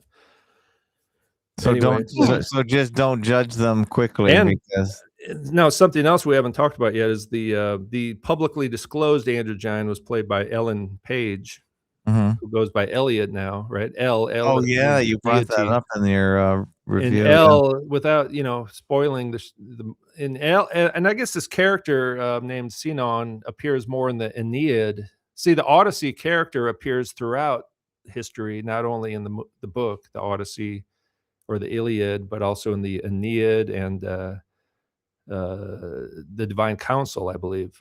So the Odyssey kind of appears, and the story, continues into our modern culture. But this character played by Ellen Page, who is the publicly disclosed androgyne, right, for a reason, and that's kind of part of the whole thing. Like with the fakeology stuff is, so there's the movie itself, and then there's the media drama around the movie, right? Which is all part of the show as well, part of the division, part of the theater. And Ellen Page is associated with the Trojan horse. Basically, Ellen Page's character so Ellen is part of the Trojan horse deception. So I think there's a reason they chose Ellen Page to play this role. And the character is a bit different than in the book. More of a willing participant in the book, and kind of a Ellen Page's character was deceived in the movie, but is the publicly disclosed androgyne. Started out, trans warrior. So a trans warrior. I always get mixed up. Is this a girl that's dressing well, up? Who knows? 5 feet tall. 5 feet tall. Started out, the official story started out as a girl and then changed to a boy. That's the official story. I can't keep track. Yeah, no, but and only 5 feet tall. I loved seeing Elliot Page bizarre. from the first phase. Let's just And see. its eyes are You very see, what was it like reuniting with him years after doing Inception together? It was really fun. Elliot's just terrific, and I just thought this was such a great part for him, and we had such a great time years ago on Inception. It's nice to reunite with people. I can imagine, and I loved. Oh, okay. So I thought that person on the bottom was Elliot Page. No. That's Christopher Nolan. Okay, I gotcha. I can't keep track. These people are crazy. Yeah. So that's really what sparked. And originally the conservative right was saying, "Oh, yeah, Elliot Page is playing Achilles," but Elliot Page did not play, or Ellen Page, whatever L. I just call this person L. Yeah, L means a god, small g god, demon. L does not play Achilles. Right. L's role L plays Sinon, who is not really a powerful warrior anyway. So, that's the whole another point is, the left right stuff. That's all intentional. That's all. So that kind of relates back to that the culture warrior who called in earlier, the revolutionary. It's like, hey man, I'm in a different kingdom. I'm in the kingdom of God, and this goes maybe a bit further than what you want to talk about on the show, but well, we're all. This isn't I'm not a secular humanist. Let's put it that way. Okay. Secular humanist wants to create a utopian society on this earth, and you want to save your country. Well, good luck with that. Good luck. Do you think Trump's going to save you there, buddy? You know what I mean? No, I don't think. Not me. Trump's in the same club. Oh yeah. That we're talking about. Which, people on the right don't want to hear the truth about that, because it's all narrative driven, right? People believe what they want to believe based on the story. Yeah, that's true. So, Julie, got any more questions? We got a caller. No, it's Julie. Sorry, it's sorry. Number one fan. Number one fan. You got any more? Fan. You got any more questions? I've got a million questions for Mr. E. Okay, well, I've got a million.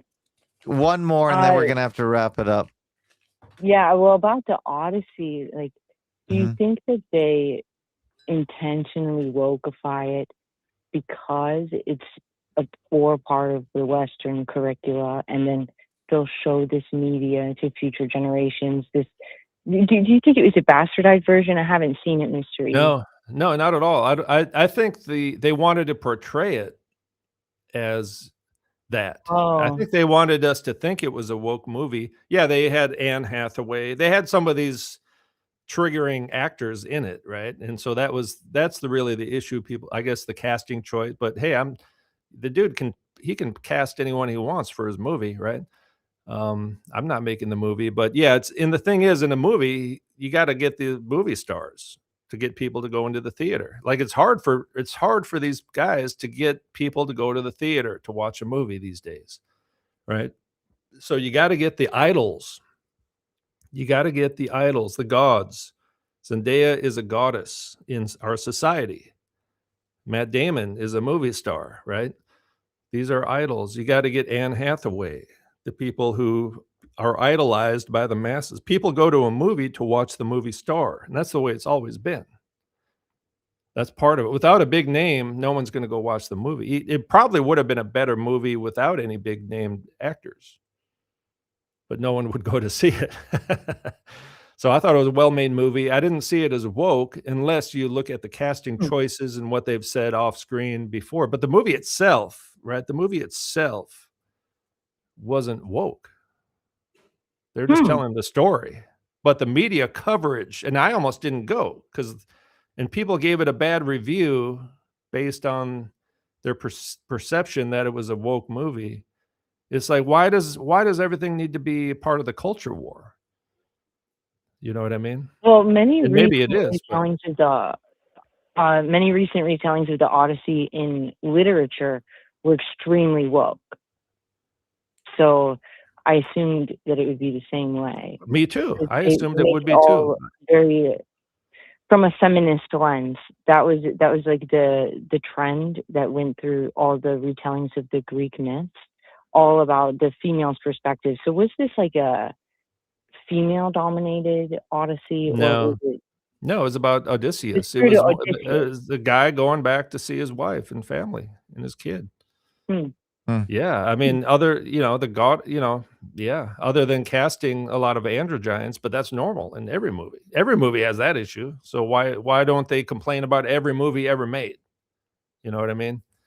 Why do they focus on this one movie? Because they see this one movie as the flagship of Western culture, and it's sacred, right? So we have to, even though it's basically a pagan story about gods and goddesses, it's about Zeus, the law of Zeus, and they kind of before with androgynes. One thing they did in the movie that's not really in the book is they kind of made the law of Zeus sound more Christian in the movie. They basically said something like, "Do unto others as you would want them to do unto you." Now, every culture has like a golden rule type deal, more or less, but they almost quoted the Bible in the Wow. and that makes it a little bit more. They did, which is not the way the book words it. It's a little different. The law of Zeus is a bit different than what you see in the golden rule in the Bible. And the term golden rule comes from about 500 years ago, but every culture has a golden rule type of deal.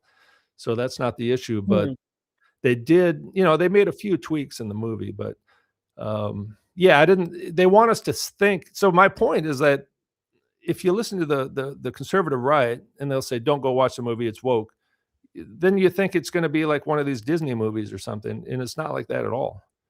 And then the conservative right is deprived of seeing a good, well-made movie. And yeah, hey, it's probably full of people in secret societies, and so maybe you shouldn't go. I don't know. People can decide for themselves if they're going.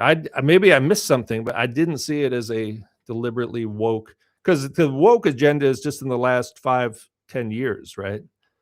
Whereas the ritual androgyny and the story itself comes from thousands of years ago. So that makes me wonder if it's even a new phenomenon, the woke, because like I see it from the same perspective. The androgyny is ancient.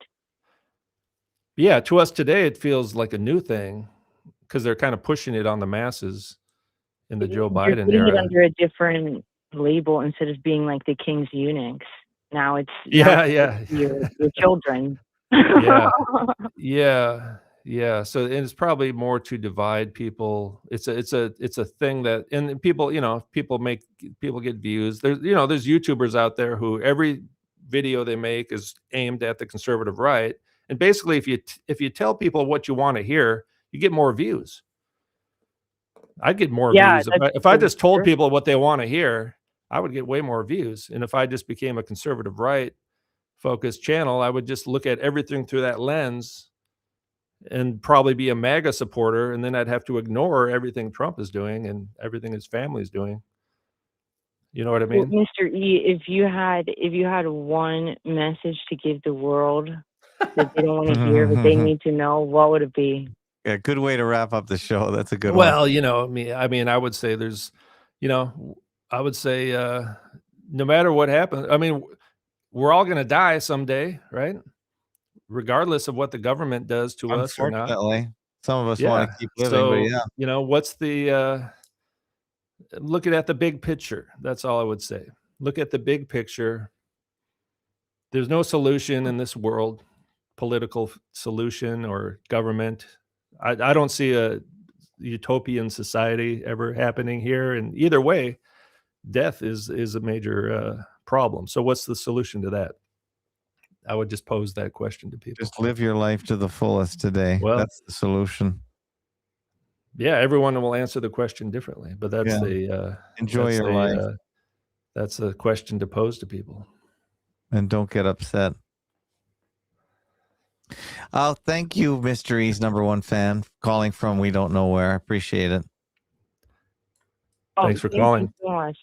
Yeah, have a wonderful, wonderful day. Thank you. Thank you. Well, that was a good call. You got a lot of fans out there, Mr. I got the women calling in. You don't get a lot of women callers, do you, on your other shows? No, not really. I got the regular callers with their own agendas. This is the No Agenda podcast.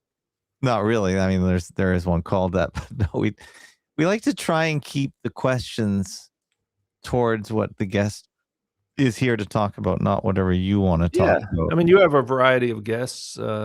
We do. We have regular panelists. I've been too lazy to get regular guests, but I like to have you as a regular. Guest. Do you want to say something if there could be people who have never heard of you before? Oh, right. Thank you. Why don't you tell people what you're about and where can they find you? No, I appreciate this because Mr. E, we have 126 people watching live on Mr. E. Well, they'll watch it later too, though, right? If we don't get censored. Should I leave this up? I can leave this on my channel, right? I'd love it if you did. It might get censored. Who knows? I don't know. We're talking about theater. We're just talking about Greek theater. We haven't said anything sensitive. We haven't played any copyrighted material. I'm not going to play any music on the way out. These people are talented and influential in our culture. They are the lead. They're culture leaders. They are the chosen ones, worshipped by the masses. Absolutely, they're goddesses. They're whatever you want to call them. They're the angels, and they're elevated, and they're the idols that people worship. Yeah, the Fakeologist show. Thank you for the introduction, by the way, and thanks to your huge audience that came out tonight. I think maybe they're not used to a live Mr. E broadcast. This is an interactive broadcast. We do this show 5 days a week at fakeologist.com. I've been looking into media fakery since 2012, since 9/11.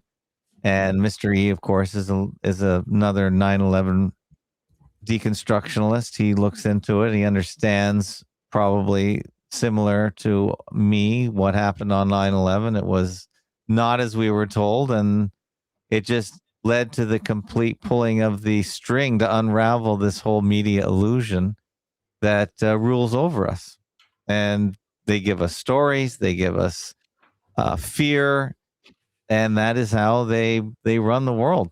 It's just a business model. It works. They just prey upon people's weaknesses that are pervasive over the history of the world. Humans, as smart as they think they are today, have not changed in hundreds or thousands of years. And I was just lucky enough to figure out quickly this deception. And I think this deception goes all over the place. And Mr. E is a big component deconstructing the theater, the Bible, the history, and that's why I like having him on, because a lot of people just don't see what he sees. I think he's correct, but it's one of the bigger deceptions that just is ongoing, and people don't want to see it. And I've deconstructed a lot of simpler deceptions, like 9/11 to me was a piece of cake. It's pretty easy. There's not a lot to it. Other big things like nuclear weapons, JFK, war, as we're told, all these things are deceptions just to scare the hell out of people and scare you out of your wallet. Basically, scare the money right out of your wallet into theirs. I mean, that's the oldest trick in the book. Come on. That's what it's all about. I always say follow the money, because everything goes down to money and making sure the people that run the place have most of it, and you have just enough to not revolt or go crazy. And that it's always been that way. It's always you've got some great stuff on 9/11 on your that's website, one of my favorites. sure. As a matter of fact, I appreciate that. Yeah, it's not my stuff. I highlight other people's stuff. I just pick what I think is the best stuff and put it up there. It's not mine. I mean, I've learned there were things that I didn't know about that you guys talked about on your show. Like I try and have the there's a people whole that other are, level to it, you know? Yeah, I try and get the people that I think have the right, because there's so much material out there.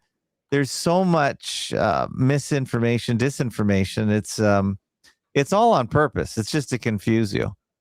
Like, I'm sure there's lots of people that pretend they are agreeing with Mr. E, but they're called parallels. So they'll look like Mr. E, sound like Mr. E, but they'll misdirect you.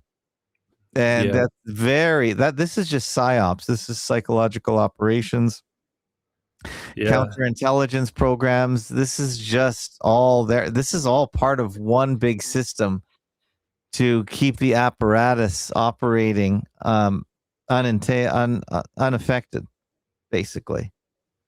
So propaganda, all these tools and techniques are just to keep their business in a monopoly situation where you're not a threat. Really, that's what it's all about. It all comes down to that. So, the fake war in Iran, the manipulation of the price of oil, the fake bombings, as told, just to rebuild infrastructure, move people around the world to where they want them, where they need them. It's just all a business model. It's all a big business. And they just try and scare the hell out of you.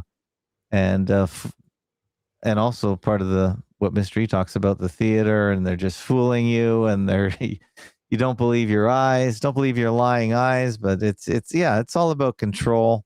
It's about total domination of the media, and that's what I like to talk about.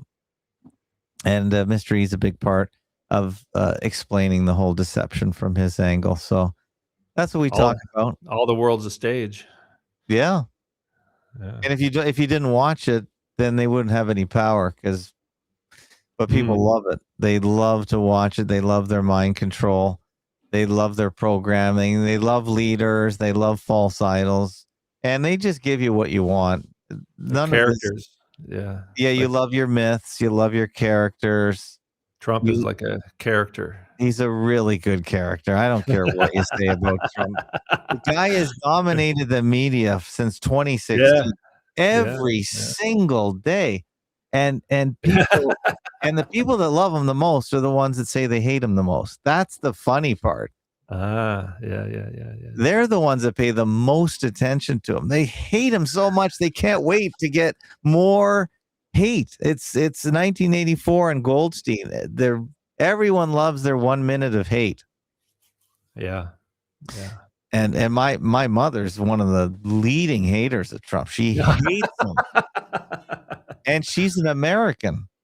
She said, I hate my country. I said, why? She lives in the U.S.? No, she lives here, but she's born in the United States. So really? she's an American citizen. Well, now she's a dual citizen. But I said, don't end your life hating your own country. Are you crazy? I mean, I can't snap her deception. It's really created a huge sorrow in her. And I can't get through to her. Well, people love him or hate him. Oh, What a yeah, great she hates character. That's what you want in a theater. You need a good villain, but you need a good hero. And Because he's both.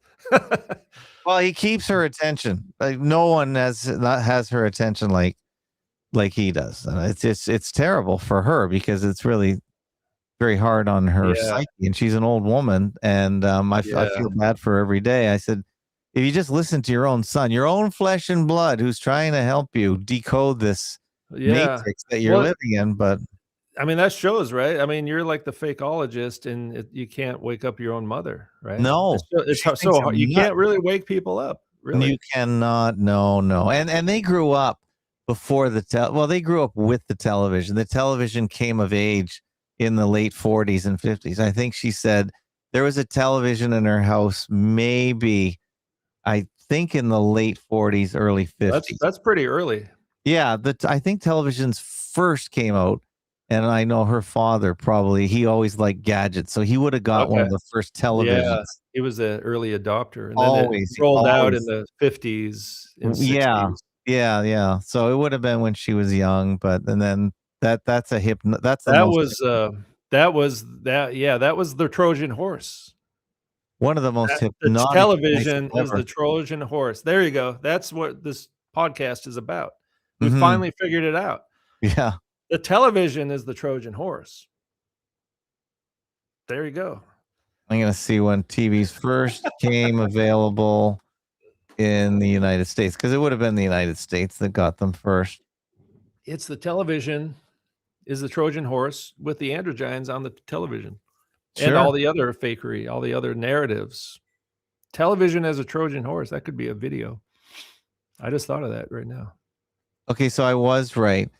Television, as most people think of it, with real consumer availability, growing programming, and rising household adoption, really took off after the war, starting around 1946 and 1947. So she might have been one of the first households to have one. By the early to mid 1950s, TV had spread rapidly into American homes, growing from a novelty to a mainstream fixture in just a few years. So yeah, it really took Wow. over. Just think how society changed at that time. And then like for us, we got the internet like in the 90s, and that changed things.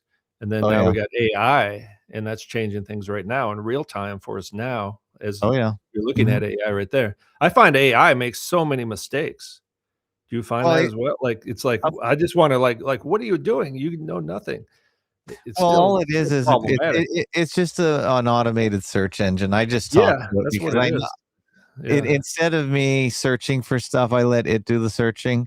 So it Yeah. only reads what's out there. It doesn't know anything. It can't think. It can't reason. But it gives you the wrong information sometimes as if it were correct information. Like, I find it's just completely wrong, and it doesn't Well, I enjoy it because I yell at it when it gives wrong information. well, that's good. And I'm afraid of it.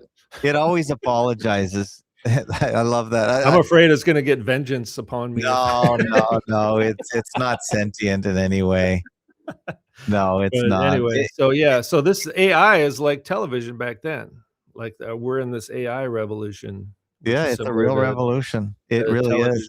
Television revolutionized things. And we were talking, or you or somebody was talking about how can we make movies to compete? Well, I think I heard this week that somebody has made a movie with AI and did it for less than $100,000. So the AI tool, actors? You mean everything? The whole thing yeah, is the whole CGI. kit and caboodle. It really is automating things. And Well, I if think it's a great cool tool. enough, people will watch it. If it's Oh, cool. I think it's a great tool. I'm not afraid of technology. I think it's amazing. And I was just watching some Tesla videos only because the price of Teslas has really come down in this last few months here in Canada. And now I'm kind of interested. I wasn't interested in paying $100,000, but now the price of Teslas, at least in Canada, is below the average price of a new car. It's crazy. Huh. And now that I'm looking at it, the things these things do, I've always known what they say they can do, but I'm watching people drive these around, that people that never had much money, now they're buying them and doing videos on them. And they do self-drive very well. They Yeah. park better than most people. I told Yeah. my dad today, who's a senior, I said, you should buy one only because if you want to keep driving, this thing will probably save you from hitting anybody because it does all the work. It backs up. So you just use the technology. Don't be afraid of it. Don't be afraid of the data centers and the 5G. Just use it. So if you want to make a movie, if you want to see the next Mr. E movie, he could probably do one with AI. With some Well, of these no, I'm tools. not gonna do I'm kind of old school. I like in fact, Christopher Nolan used film. He did use IMAX film. Yes, he did. Yeah. But it is analog film.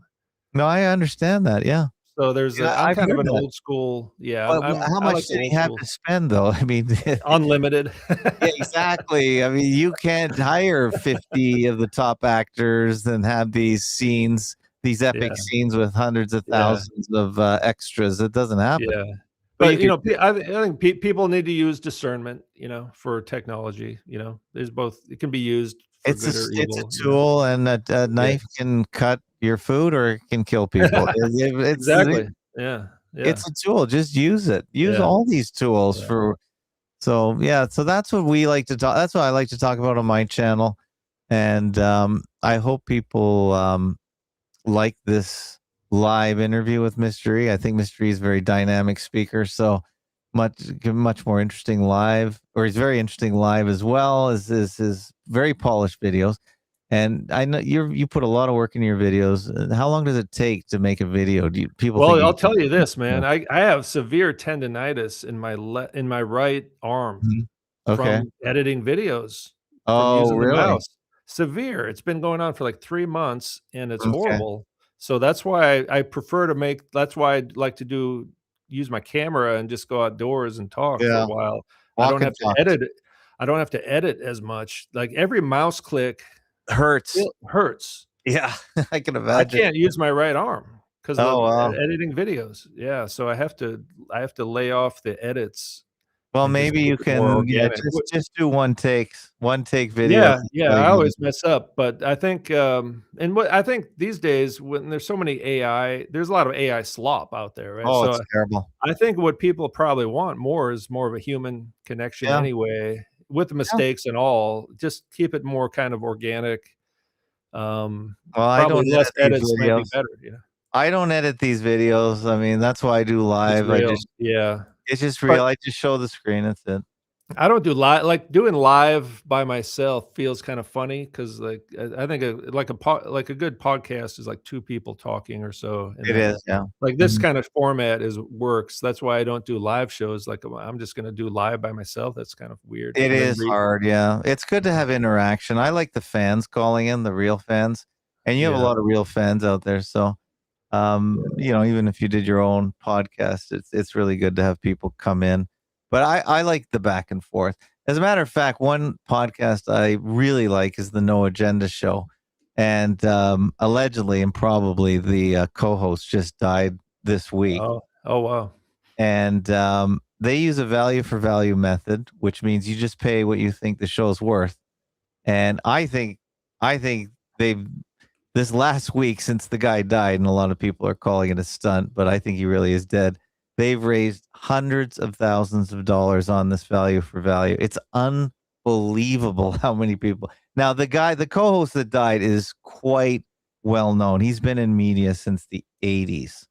I used to read his column in the back of magazines. He's a real person, and he had a big following even before his show. But the outpouring of support from a financial point of view is unbelievable. They just did a 7-hour show where they read everyone who donated more than $90, and it went for Wow. 7 hours. Wow. So, what is my point? My point is, if you like these kind of shows, just exchange value. We don't have any paywalls. Everything is available, and you need to encourage people like Mr. E, who doesn't have a full-time slave job, to make the content. The content takes real effort. It causes injury. It's not easy, and we all have Yeah. to eat.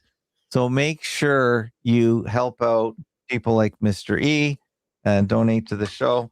And one other thing, I know people think that Bitcoin is crypto, and therefore it's dangerous and it's no good. But I'm going to tell you that the Satoshi, which is a unit of Bitcoin, I just found out, or I just figured out, that the network to send Satoshi is totally private. It's not on the blockchain. They are units of Bitcoin, so they hold their value, but there's absolutely no way to track and trace it, because I was trying to figure out how much this No Agenda show is making in Bitcoin, because their address is public, but there's the Satoshi subset of Bitcoin is private. There's no way of finding out. So if you want to support my show, fakeologist.com/donate, if you go there, you can find a Satoshi wallet. You can easily set one up. They don't take any of your information to set it up. It's totally anonymous. You put a little Bitcoin in there, and you can send as little as 1 cent to the show, and there is no commission or friction. It just goes instantly. So scan this if you want, or click on here to learn how to send value for value. There's no PayPal, whose stock is going down even today. Stay away from the credit card companies. This is one of the best ways I've figured out over the years, and I strongly suggest everyone check it out and support people like my show and Mr. E. All right, Mr. E, you take PayPal. Right. You take still kind of old school. Yeah, I haven't gotten on board with the Bitcoin, but well, I just think even if you don't even need to get on board. You can go exchange your Bitcoin for whatever country you're in and use their currency to buy your groceries, even at the corner store. I was in my corner store, and they have a Bitcoin machine, so you can take money, put money in, and take money out. Huh. So it's a real thing, and I'm just giving it as a suggestion. Otherwise, we have the traditional ways of support. Mr. E, you can support him by joining his YouTube channel, but that takes money out of your Google wallet, but it's easy. So you should go and support him. And also you are on Patreon as well. Yeah. So go on his channel, support him. And we'll do it again, Mr. E, whenever you want. Yeah. Let's do it. We could do like once a month or something. That's good for me. Good. Because by the month later, you usually have 6, 7, 8, 9 videos on. So yeah. And there's a lot to talk about. And I think we just touched on a few of your videos. So yeah, there's always something going on. Yeah. And look at that. We're at 184 on YouTube. So that's a pretty good show. And so righteous show, fellas. Thank you. And thanks everyone for joining. It was a long show, over 2 hours, which is a long time to talk. So Mr. E, thanks a lot. All right. Thank you. And we'll see you next time. All right. Thanks, everyone. All right. Good night, everyone.